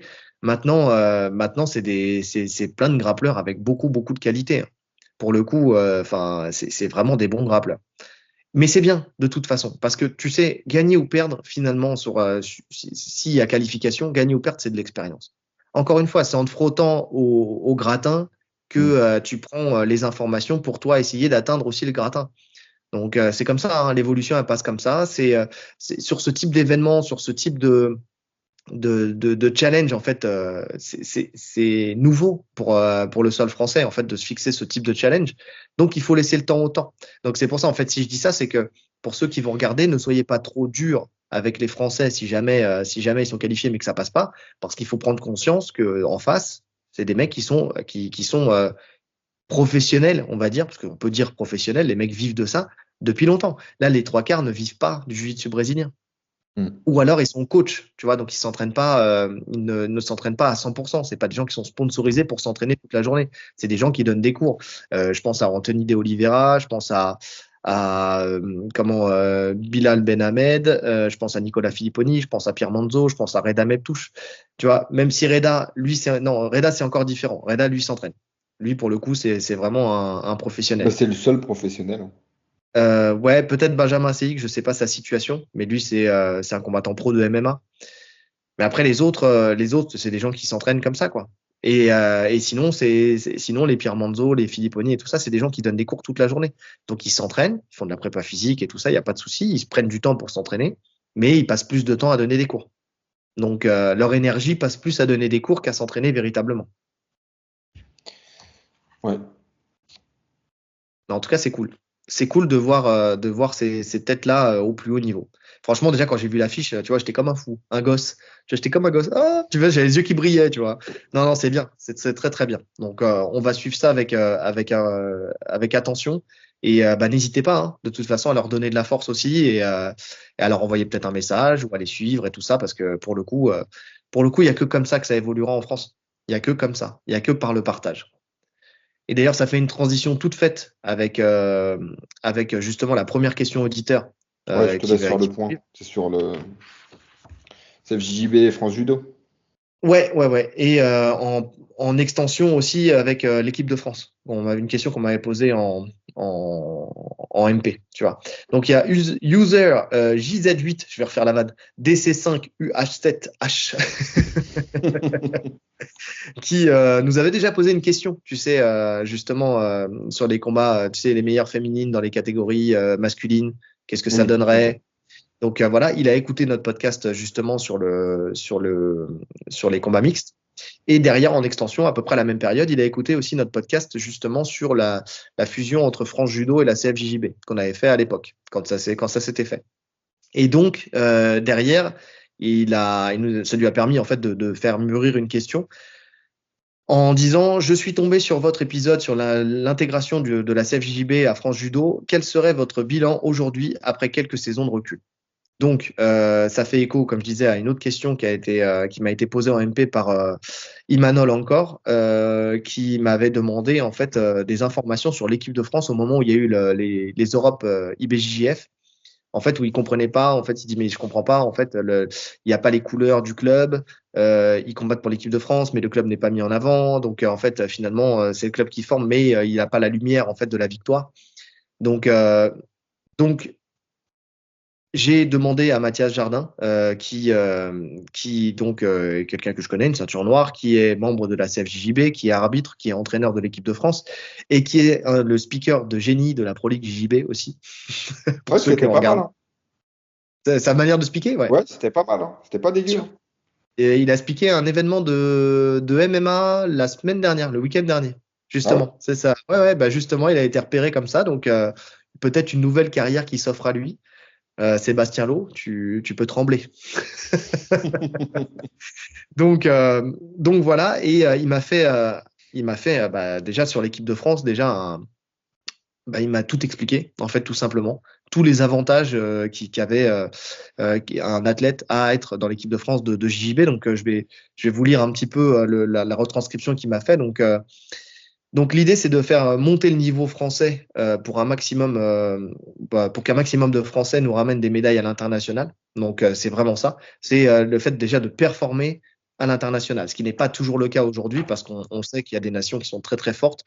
L'idée, c'est d'aller glaner un maximum de médailles et de faire en sorte que la France soit une nation forte en termes de JJB, justement d'un point de vue international. Les titres sont tous les mêmes. Donc, ils sont tout de même rapportés au club. car en fait, ils sont inscrits sous l'égide du club. C'est-à-dire, ils font partie de l'équipe de France, mais par contre, c'est toujours le club qui est le nom du club qui est associé à l'athlète. Tu vois, il n'y a pas marqué équipe de France. Ouais. Donc, ça, là-dessus, il n'y a pas de souci. D'ailleurs, les conditions d'entrée pour un athlète dans l'équipe de France, il faut que son club soit affilié à la CFJJB et que lui soit, bien sûr, licencié de la CFJJB. Bon, ça, il y a un peu une logique, parce que sinon, je vois pas l'intérêt. Ils vont donc se concentrer exclusivement sur les plus jeunes. Donc, parce que, en fait, ce qui m'expliquait, c'est que ils te prennent à partir de 25 ans, en fait, tu vas avoir une maturité tardive à plus de 30 ans et donc c'est pas intéressant parce que ta carrière, elle sera trop courte. Et puis en plus de ça, tu as l'aspect physique qui va rentrer en ligne de compte où tu vas être vieillissant. Donc en fait, ils veulent des gens jeunes qui prennent à partir de 16 ans. L'idée étant d'avoir des ceintures noires qui arriveront, enfin des athlètes qui arriveront ceinture noire à 22, 23 ans, voire avant. Donc vraiment que ça soit voilà, des gens très jeunes et avec beaucoup d'énergie, tu sais, qui vont faire une carrière aussi plus longue dans le jiu-jitsu brésilien. L'idée de les mettre dans des conditions justement pour qu'ils aient le meilleur justement autour d'eux pour s'entraîner. Donc l'idée c'est que indépendamment du club, ils puissent être formés. Franchement, je suis désolé parce que j'ai écrit, tu sais, on devait enregistrer vite, j'ai écrit comme une merde. Et je crois. Oh putain. Et j'ai écrit des phrases qui veulent rien dire surtout. Donc, bon, je vais me souvenir de ce qu'il m'a dit. Donc, l'entraîneur national, il va apporter plus une expertise au haut niveau. Tu vois, c'est vraiment ça. Il va faire ça va être plus d'un point de vue stratégique. Ça va être plus d'un point de vue de sélection de la compétition. Derrière, il va y avoir un suivi par une diète et par un préparateur mental qui est de très haut niveau, puisque c'est un préparateur mental qui s'occupe de surfeurs et de pilotes de Formule 1, qui lui-même pratique la discipline du jiu-jitsu brésilien. Donc, il connaît parfaitement la discipline. Ils vont s'entraîner 3-4 fois dans la saison sur des stages qui vont durer 3-4 jours à chaque fois. Et dans ces stages, ils vont faire intervenir des intervenants, pour le coup, hein, ça c'est logique, comme Vincent Nguyen, comme Mathias, comme Rémi Marcon, comme Reda Hamzaoui, comme Kenji Set Matsushima. Ils ont eu un premier div de judo aussi qui est venu. Il y a Melki et Mika Galvao. Donc ils vont aussi chercher des gens à l'international. Donc qui font Ils partie. les font venir ou ils se déplacent? Non, ils les font venir. Là, en fait, Melki et Mika Galvao, par exemple, ils étaient là sûrement quand ils sont venus pour la NR Fight. Tu vois, parce que comme il y a la passerelle avec Nicolas Régnier, donc je pense que comme Mathias connaît très bien Nicolas, qu'ils ont fait de la luta ensemble depuis leur plus jeune âge chez Flavio, donc c'était aussi un peu plus facile de les faire venir, tu vois. Donc je pense contre rémunération, bien sûr, mais en tout cas voilà, ça permet de faire profiter sur un stage de l'expérience de Mika Galvao et de son père, donc l'élite Mika Galvao, hein, c'est l'élite du JJB mondial. Derrière, les compétitions, CFJJB sont gratuites et ils ont le Grand Slam, donc les Grands Slams IBJJF, donc qui sont payés par la fédération. Donc les Europes, le Brasileiro, les PAN, les Worlds, tout ça c'est payé par la fédération. Donc déjà, tu vois, ça veut dire que tu fais toutes les compétitions, t'as pas le côté financier qui rentre en ligne de compte. Ouais. Et ils ont le sponsoring Adidas aussi directement, donc aussi pas de problème pour des kimonos fournis. Kimono de l'équipe de France. Donc ça, déjà, c'est niveau équipement, ils n'ont pas à se prendre la tête non plus. Donc, c'est une bonne chose. C'est une vraie bonne chose. Tu as beaucoup de choses. Alors, ça reste vraiment, tu vois, des athlètes de leur club, mais avec tout un accompagnement, finalement, clé en main pour performer au plus haut niveau. En fait, c'est vraiment ça. Ça se rapproche un peu de ce qui se fait en judo, en fait, hein. Où ils ont chacun leur club, mais ils ont des regroupements. Enfin, des reportages que j'avais vus, tu sais, avec Teddy Riner, etc., ils ont les regroupements équipe de France où ils sont entre eux. Après, ils ont des stages où eux, pour le coup, ils vont à l'étranger. Tu vois, la dernière fois, ils étaient partis au Japon. Enfin, dans le reportage que j'avais vu. Donc, ils s'entraînent avec un peu tout le monde. Mais ça ressemble un peu à la différence que dans le judo, ils ont un salaire. De par leur club.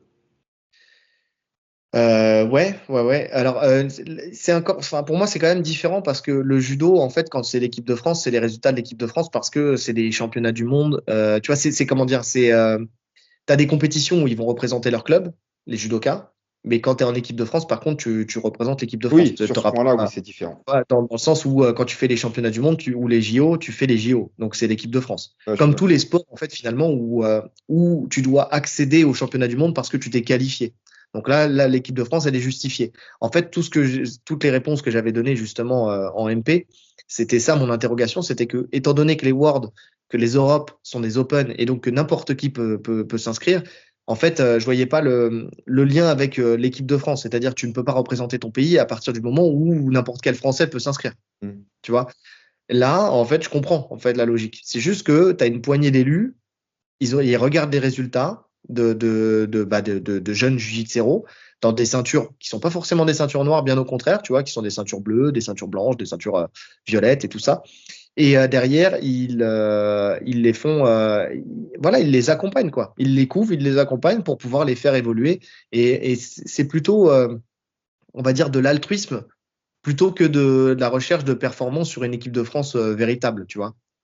Donc ça, Ouais. j'aime bien l'idée, tu vois, parce que là, on parlait juste avant des jiu-jitsu qui ouvrent les portes des dojos, en fait, pour justement faire des jonctions entre les clubs et essayer de faire une émulation pour pouvoir augmenter le niveau.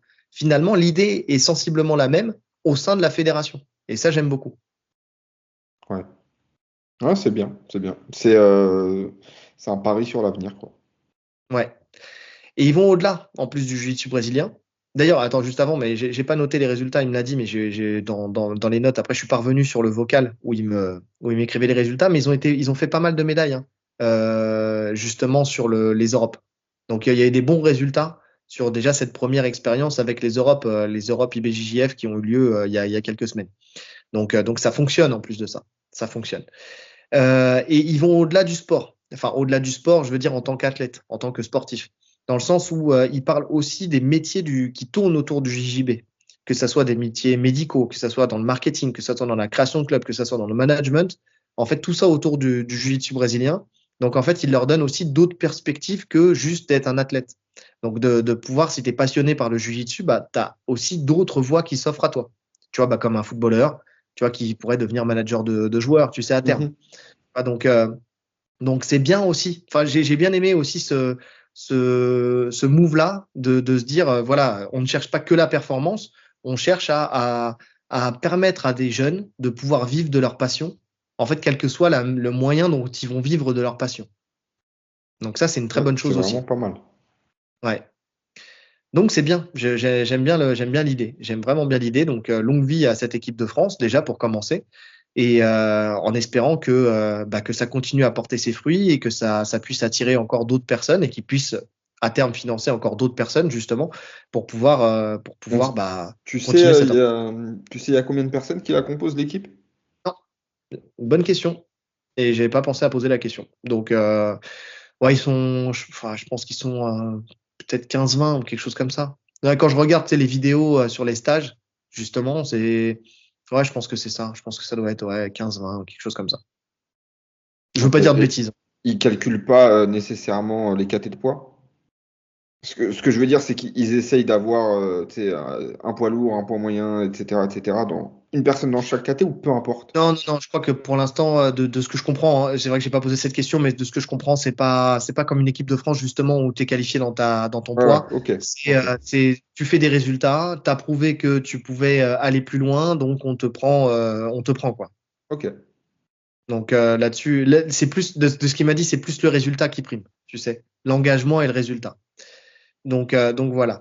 Ensuite, au sujet de la fusion avec le judo, à proprement dit, ce qu'il m'a dit, c'est qu'en fait, le fait de pouvoir bénéficier des connaissances du judo en termes de formation, en termes de gestion du haut niveau, d'avoir accès aux meilleures infrastructures presque du monde, parce que le judo, comme il dit, hein, c'est des infrastructures énormes qui sont réputées. Enfin, tu vois, on sait le niveau du judo en France, donc les infrastructures, elles vont avec.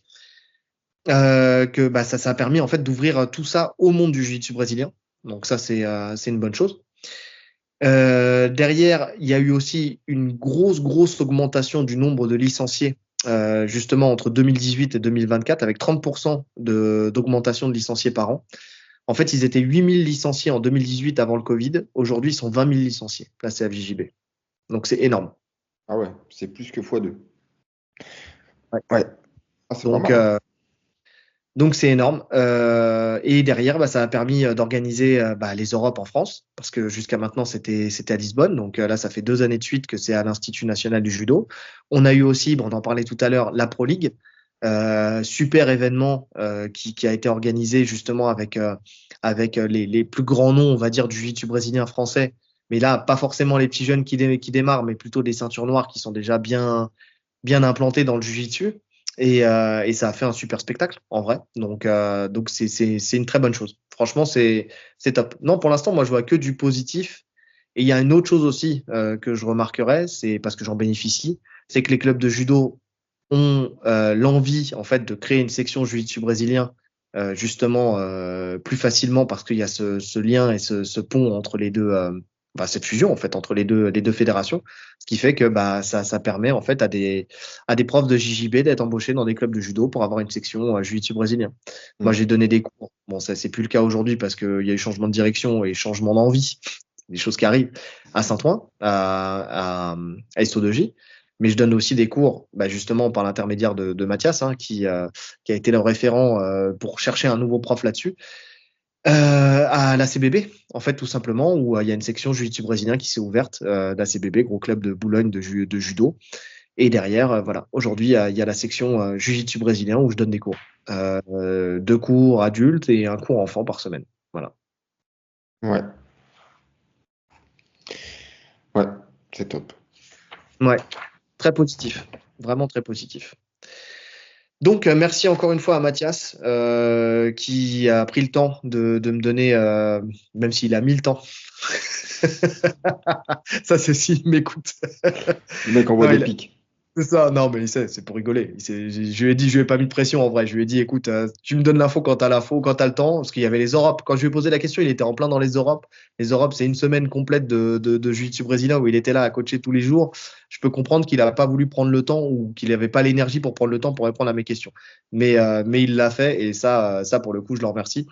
Et donc voilà, il a été très précis, disponible. Et donc pour ça, merci à toi, Mathias Jardin. Voilà. On continue avec une autre question, cette fois-ci de Jeza420. Si vous pouviez mixer 5 combattants, toutes générations confondues, pour créer le combattant ultime, quel serait votre choix? Ça, c'est vraiment la question qui revient souvent, hein. C'est vraiment la question qui revient souvent. On le retrouve souvent sur les réseaux sociaux. Donc bah là, ça va être à nous de nous mouiller pour le coup. Et je vais te laisser commencer. Tu sais quoi, ça a été compliqué parce que je me suis rendu compte que pour faire le combattant parfait, il m'en fallait 6. Donc j'ai dû supprimer, j'ai dû en supprimer un, donc une partie, tu vas comprendre. Donc moi, qu'est-ce que je prends? Je prends le menton de Mark Hunt, le fait d'encaisser les frappes comme Mark Hunt. Au niveau du striking, je prends Anderson Silva. Je prends le striking d'Anderson Silva. Je prends le punch de Ngannou. On a de la similitude un peu. Vas-y. Je prends la lutte. Quand je dis la lutte, j'inclus le sol. C'est là que j'ai dû faire un choix. La lutte et le sol de Khabib. Et je prends le cardio des frères Diaz. À la base, j'avais mis la lutte de Khabib et le sol de Demian Maia. Sauf que ça fait 6. Donc j'ai dû en supprimer quelqu'un. J'ai dû supprimer quelqu'un. Et je préfère garder la lutte de Khabib. Et son sol aussi, qui n'était pas dégueulasse.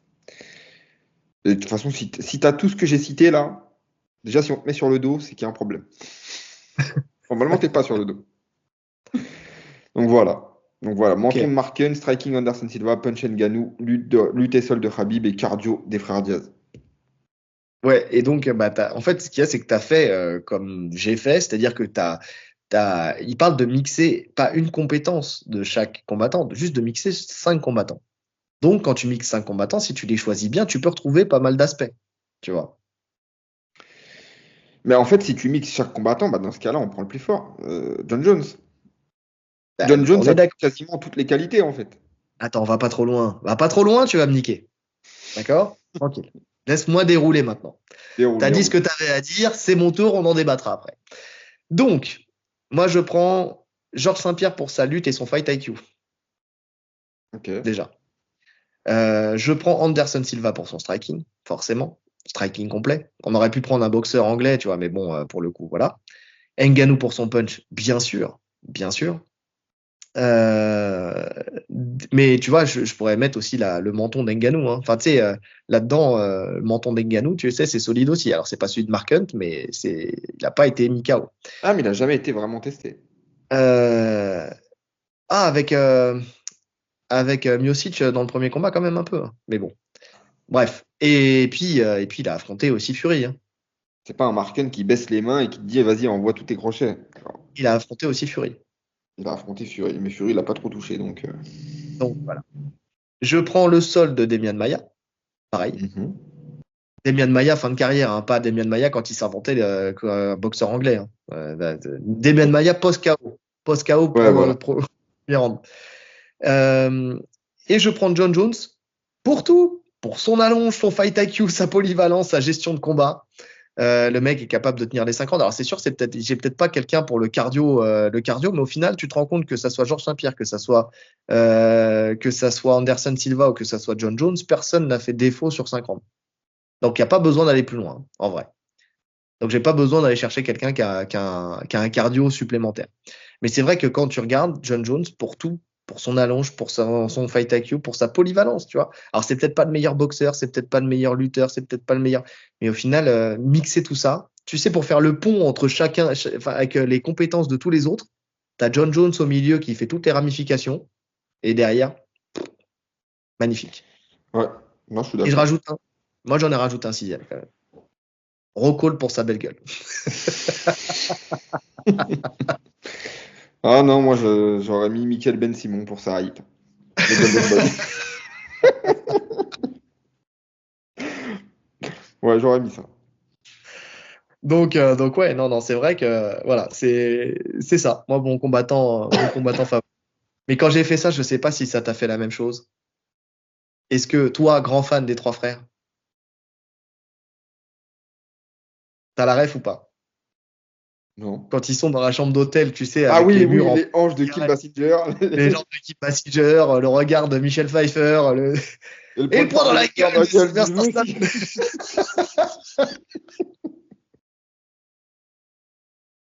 Je te jure, pendant que j'étais en train de le faire, je pensais à cette scène, j'étais en train de rire tout seul comme un con. Je riais tout seul. Oh, Les j'y ai jambes de pas Michel pensé, j'y ai pas Pfeiffer, pensé. J'y ai pas pensé. Non, moi, ce que ça m'a fait penser à un article. Oh, je vous parle de ça il y a au moins 15 ans. Un article qui était sorti dans Fight Sport, où justement ils avaient fait ça. Tu vois, ils avaient pris une qualité de chaque combattant pour faire le combattant ultime. Je me rappelle à l'époque, ils parlaient d'avoir la jambe gauche de Crocop, il y avait le menton de Marken déjà, il y avait le sol, je crois que c'était de Nogueira, enfin toutes les stars de l'époque. Donc ça m'a fait penser à ça. Mais je me demande s'il l'avait pas ressorti aussi dans le karaté Bushido, parce que ça me parle aussi, tu sais, cette association de Ouais, je pense que malfaiteurs. tous les magazines l'ont fait. Comme Ouais. tu as dit, c'est un sujet qui ressort souvent. Donc, Ouais, non, mais c'est vraiment le truc. De toute façon, on y pense tous. Hein. Tu sais, je crois que toutes les personnes, pour celui qui a créé Code Lisa aussi, c'est pareil, tu vois. Ça te parle ou pas, Code ouais, Lisa? Code Lisa, alors le nom me parle, mais j'ai pas. Ah, pareil, hein, où ils mettent tout ce qui les attire chez une meuf, et puis derrière, par magie, en fait, elle sort, Elle apparaît? elle apparaît. Non, ça te parle pas? Tu regardais Non, pas ça ça? me dit rien. Donc, Code Lisa, tu vois, c'est pareil. En fait, je crois qu'on a toujours eu ce truc-là de personne ultime. Tu sais, que ça soit pour la beauté ou que ça soit pour le meilleur combattant, tu vois, c'est vraiment ça. Donc, Ouais. c'est pour ça que moi, quand je rajoute la belle gueule de Rockall, tu vois, je fais le pont entre Code Lisa, les trois frères et la question du jour. Donc voilà. Ensuite, The Last, dernière Dernière, question. la plus De, difficile. exactement, de DDB Pinkab. Quand on voit la réussite d'athlètes d'autres disciplines, Lesnar, Rousset, Cormier, quel est votre top 3 des sportifs qui n'ont jamais poussé la porte de la cage, mais qui avaient le plus de chances d'obtenir le titre suprême? Alors déjà, avant toute chose, si tu prends ces exemples-là, il faut mettre en parallèle d'autres exemples où ça a été moins flagrant. Tu vois, je pense à Rodolfo Vieira, je pense à Marcelo Garcia, qui sont l'élite des légendes du jiu-jitsu brésilien, mais qui derrière n'ont pas réussi, parce que Rodolfo Vieira, même s'il combat encore, hein, on va pas se mentir, il ira jamais au titre. Hein. Donc voilà. On peut Et aussi Marcelo parler Garcia, des mecs. Marcelo Garcia, oui, vas-y, fini. ouais, et Marcelo Garcia, de la même manière, ça a jamais été.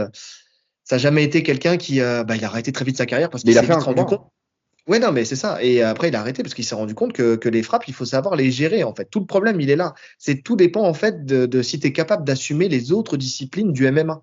Si C'est tu n'es pas ça. capable d'encaisser une frappe, c'est mort. Et le C'est mort. problème, le problème de ce point, c'est que tant que c'est pas fait, c'est inconnu. On l'a vu avec des strikers qui ont fait la transition et qui n'ont pas réussi, alors que d'autres ont réussi. À l'époque, à l'UFC, il y avait le Turc qui était au Glory en poids lourd, Gogan Saki, tu vois, qui Ouais. était très attendu sur son striking. Et en plus, je pense qu'il perd par KO, tu vois. Il prend un KO sur son dernier combat. Donc, en fait, tout le monde ne peut pas faire la transition. Et tant que tu l'as pas fait, tu peux pas savoir. Donc, c'est très difficile de dire tel athlète aurait pu performer en MMA. En fait, on se base sur absolument rien.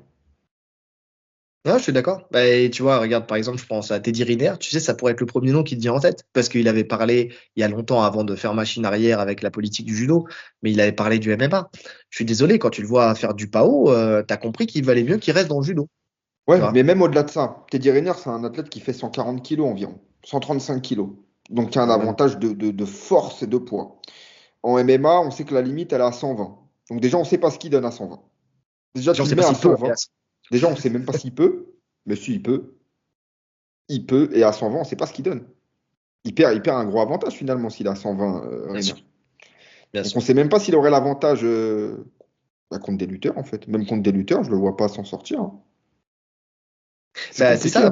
parce que non, mais tu sais, le judo, si tu sais pas le transposer sans la veste, tu vois, par exemple, bah, c'est compliqué. Tu sais, d'arriver à faire cette transition aussi et pour pouvoir de transposer ton judo sans la veste, déjà. Ouais. Donc, ouais, il y a beaucoup de paramètres dans le MMA qui sont à prendre en ligne de compte. Il y en a qui sont faits pour faire la transition, il y en a qui ne le sont pas. Et c'est ce que je disais, tu vois, j'en avais déjà parlé sur un autre podcast, mais Malfacine, Bruno Malfacine et Rodolfo Vieira, ils ont commencé en même temps l'idée de faire du MMA. Tu Mhm. vois, et force est de constater que Malfacine, bon après, je ne sais pas s'il a combattu lui pour le coup, mais lui, il n'avait pas du tout peur des frappes. Donc en fait, très rapidement, il a évolué dans le MMA, dans sa manière de progresser dans le MMA.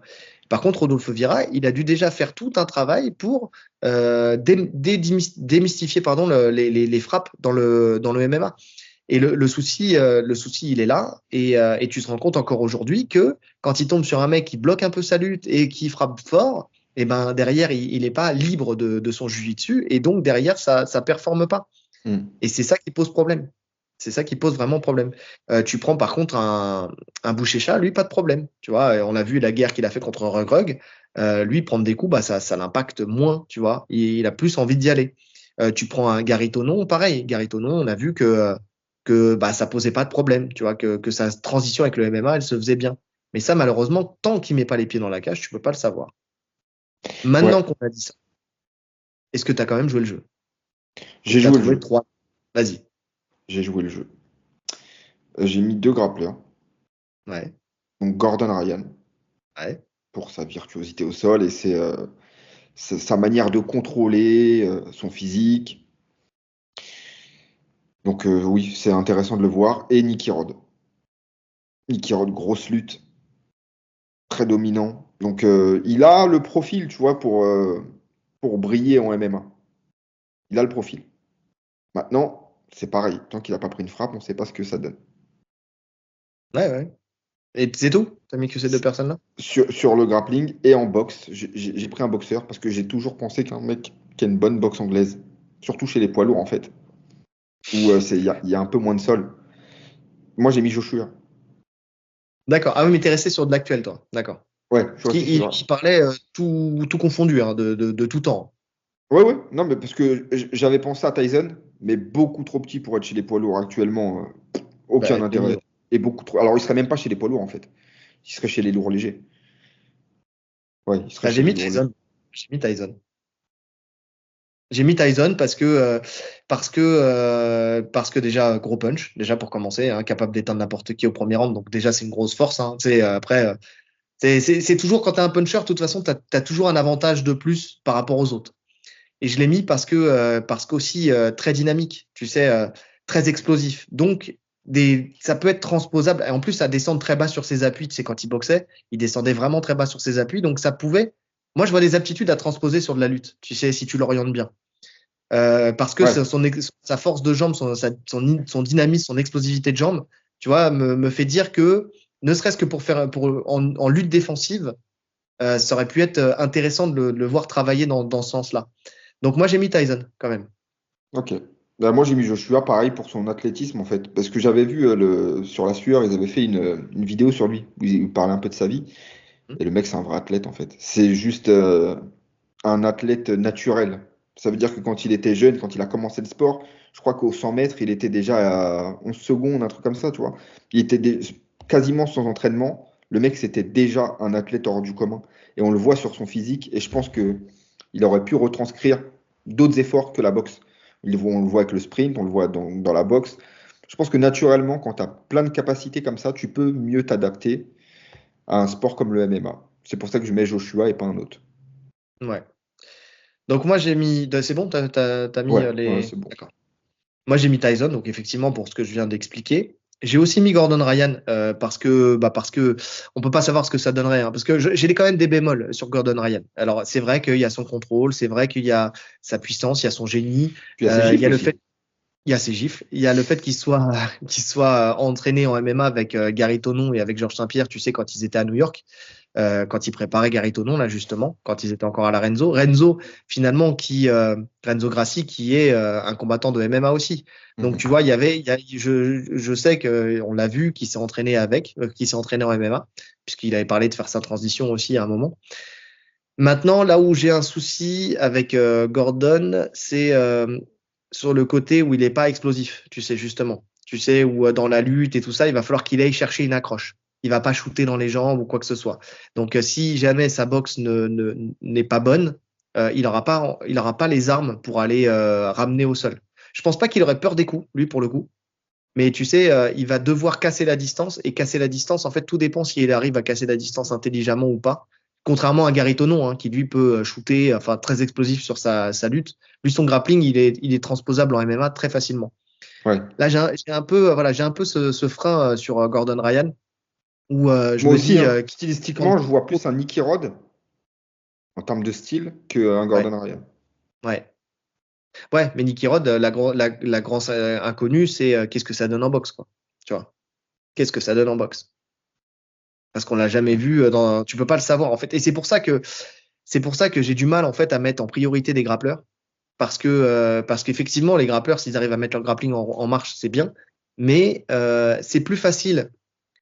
C'est plus facile. Oui et non. Ah, attention, je vais mettre des guillemets sur ce que je dis.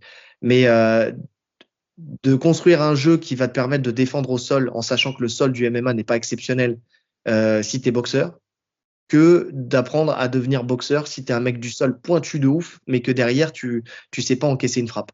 Tu vois, Ouais. que dès la première frappe, tu sais, tu vas tourner la tête. Sauf que Nicky Ça, Rod, de base, c'est un lutteur. Et on sait que les lutteurs ont quand même cette capacité à pas forcément craindre les frappes. Contrairement aux mecs du JB. On sait que c'est un sport où il y a énormément de chocs. De toute façon, il y a qu'à voir un combat de lutte, ils finissent en sang la plupart du temps avec des bandages, arcades ouvertes et tout. c'est vrai.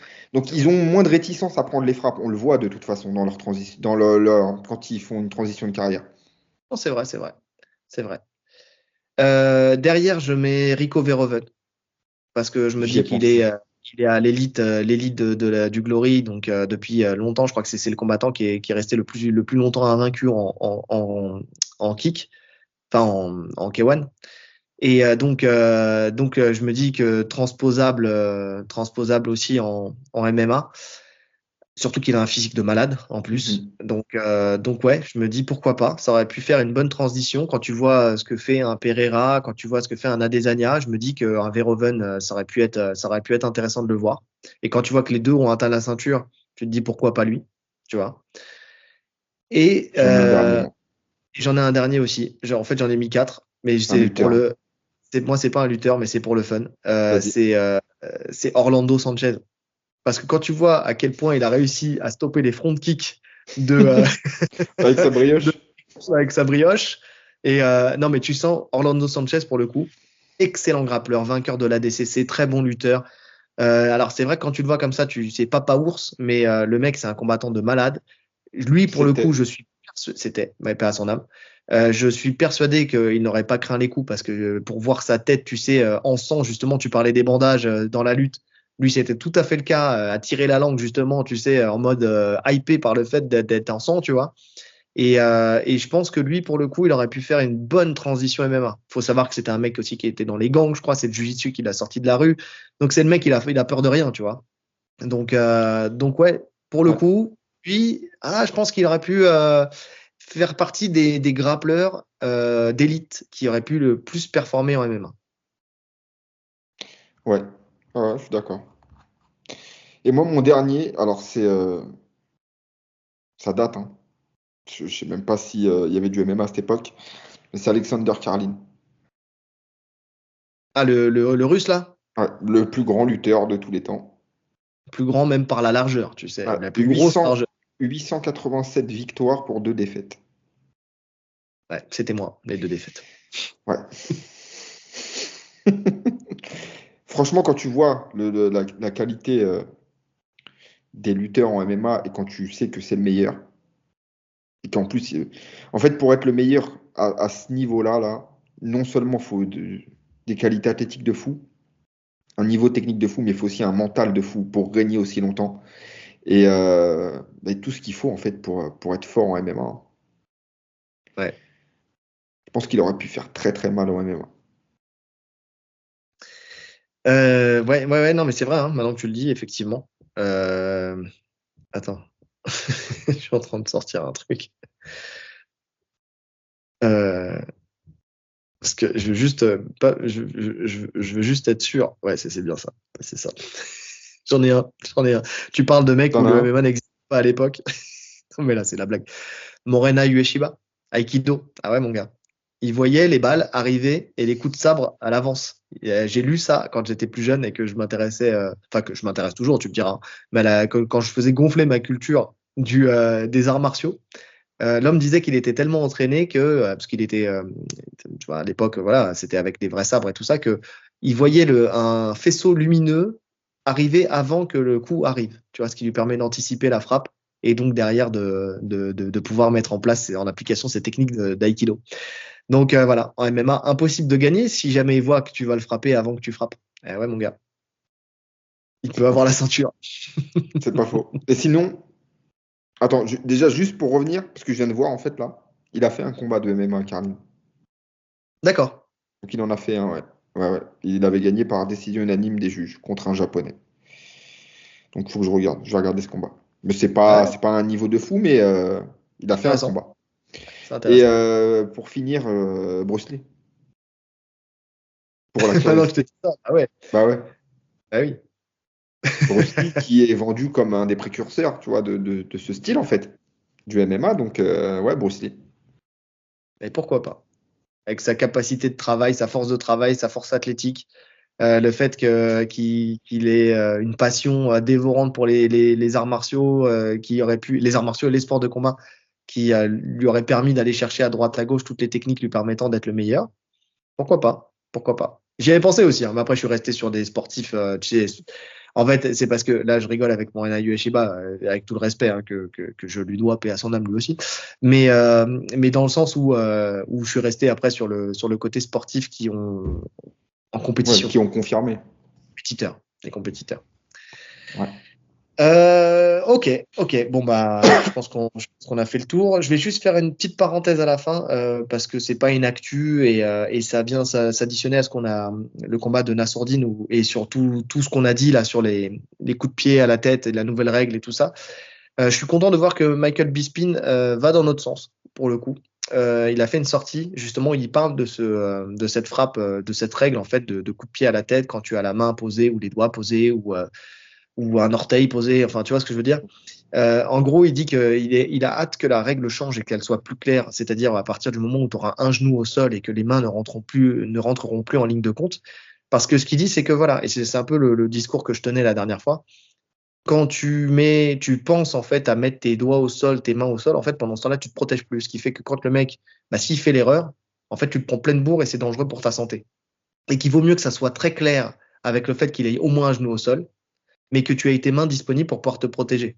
Tu vois, c'est-à-dire que s'il frappe à la tête, que tu te protèges ou pas, de toute façon, et que tu as un genou au sol, tu seras pénalisé, voire disqualifié. Mais par contre, tu garderas ton intégrité physique parce que tes mains te serviront à ce qu'elles doivent servir, c'est-à-dire te protéger, et non pas à réfléchir à est-ce que j'ai les doigts posés, les mains posées, la paume assez fermement au sol ou pas. Donc voilà, c'était juste ça. Donc il y a une logique là qui est en train de se créer dans le règlement sur ce sujet-là à l'UFC et j'espère dans le MMA mondial et j'espère que tout le monde jouera le jeu de cette règle parce qu'elle est cohérente. Pour le coup, elle est cohérente et je pense qu'elle est beaucoup plus sécuritaire parce que beaucoup plus claire pour les combattants que celle qui est déjà existante. Voilà, Ouais. c'est tout ce que j'avais. Donc, big up, Michael. Big up, ouais. Quand tu regardes de ton bon œil une règle, on sait que ça va faire du. Quel connard. Ça va Le faire du. mec ne s'arrête Oh, jamais. j'adore. Mais non, mais je m'arrête jamais. Mais tu sais, en même temps, entre lui et Baki, tu sais, chacun prête l'œil à l'autre. Donc bon, voilà. Oh, mais j'espère que tu te J'attends feras qu'il casser vienne à la gueule un l'AFC. jour. Baki vient à l'AFC. Je t'attends, mon gars. Je vais filmer ça. Il va me rouler dessus. Il va me mettre un Moroté, Moroshigari. Et je vais me faire défoncer. Bref. Ah, on a fait le tour? Ouais. On a fait le tour. Likez, commentez, partagez, abonnez-vous, cliquez sur la cloche de notification pour ne rien rater, les 5 étoiles sur toutes les plateformes de podcast. Donnez-nous de la force. Merci pour les tipeurs à bloc. Merci encore. Yes, merci. C'est le dernier tipeur en date. Donc, en plus, c'est pas la première fois qu'il nous fait un don. Donc, merci à toi. Et donc le lien Tipeee est en description si jamais vous voulez faire un don et nous aider sur la chaîne. On le dit rarement aussi, mais s'il y a des sponsors aussi qui veulent s'associer à notre image, bon même si voilà, on est un peu chambreur, on est un peu moqueur, mais c'est pas grave parce que c'est toujours dans la bonne humeur et en plus on fait des rimes. Donc n'hésitez pas. S'il y a quelqu'un qui est intéressé pour nous sponsoriser, je ne sais pas, dans nos utilisateurs. Ça sera le mot de la fin, ça. Dans nos utilisateurs. Donc n'hésitez pas. Et puis voilà. Donc ouais, si vous avez écouté le podcast jusque-là, n'oubliez pas en commentaire utilisateur. On met utilisateur, ça sera le mot du podcast pour qu'on soit sûr que vous ayez été jusqu'à la fin du podcast. En tout cas, il ne reste plus qu'à nous souhaiter, ou à vous souhaiter surtout, Ouais, bonne journée ou une bonne soirée. en fonction de l'heure à laquelle vous nous écoutez. Allez, salut. Salut. C'est la preuve qu'on n'est pas coupé. On fait en une traite. Salut à tous.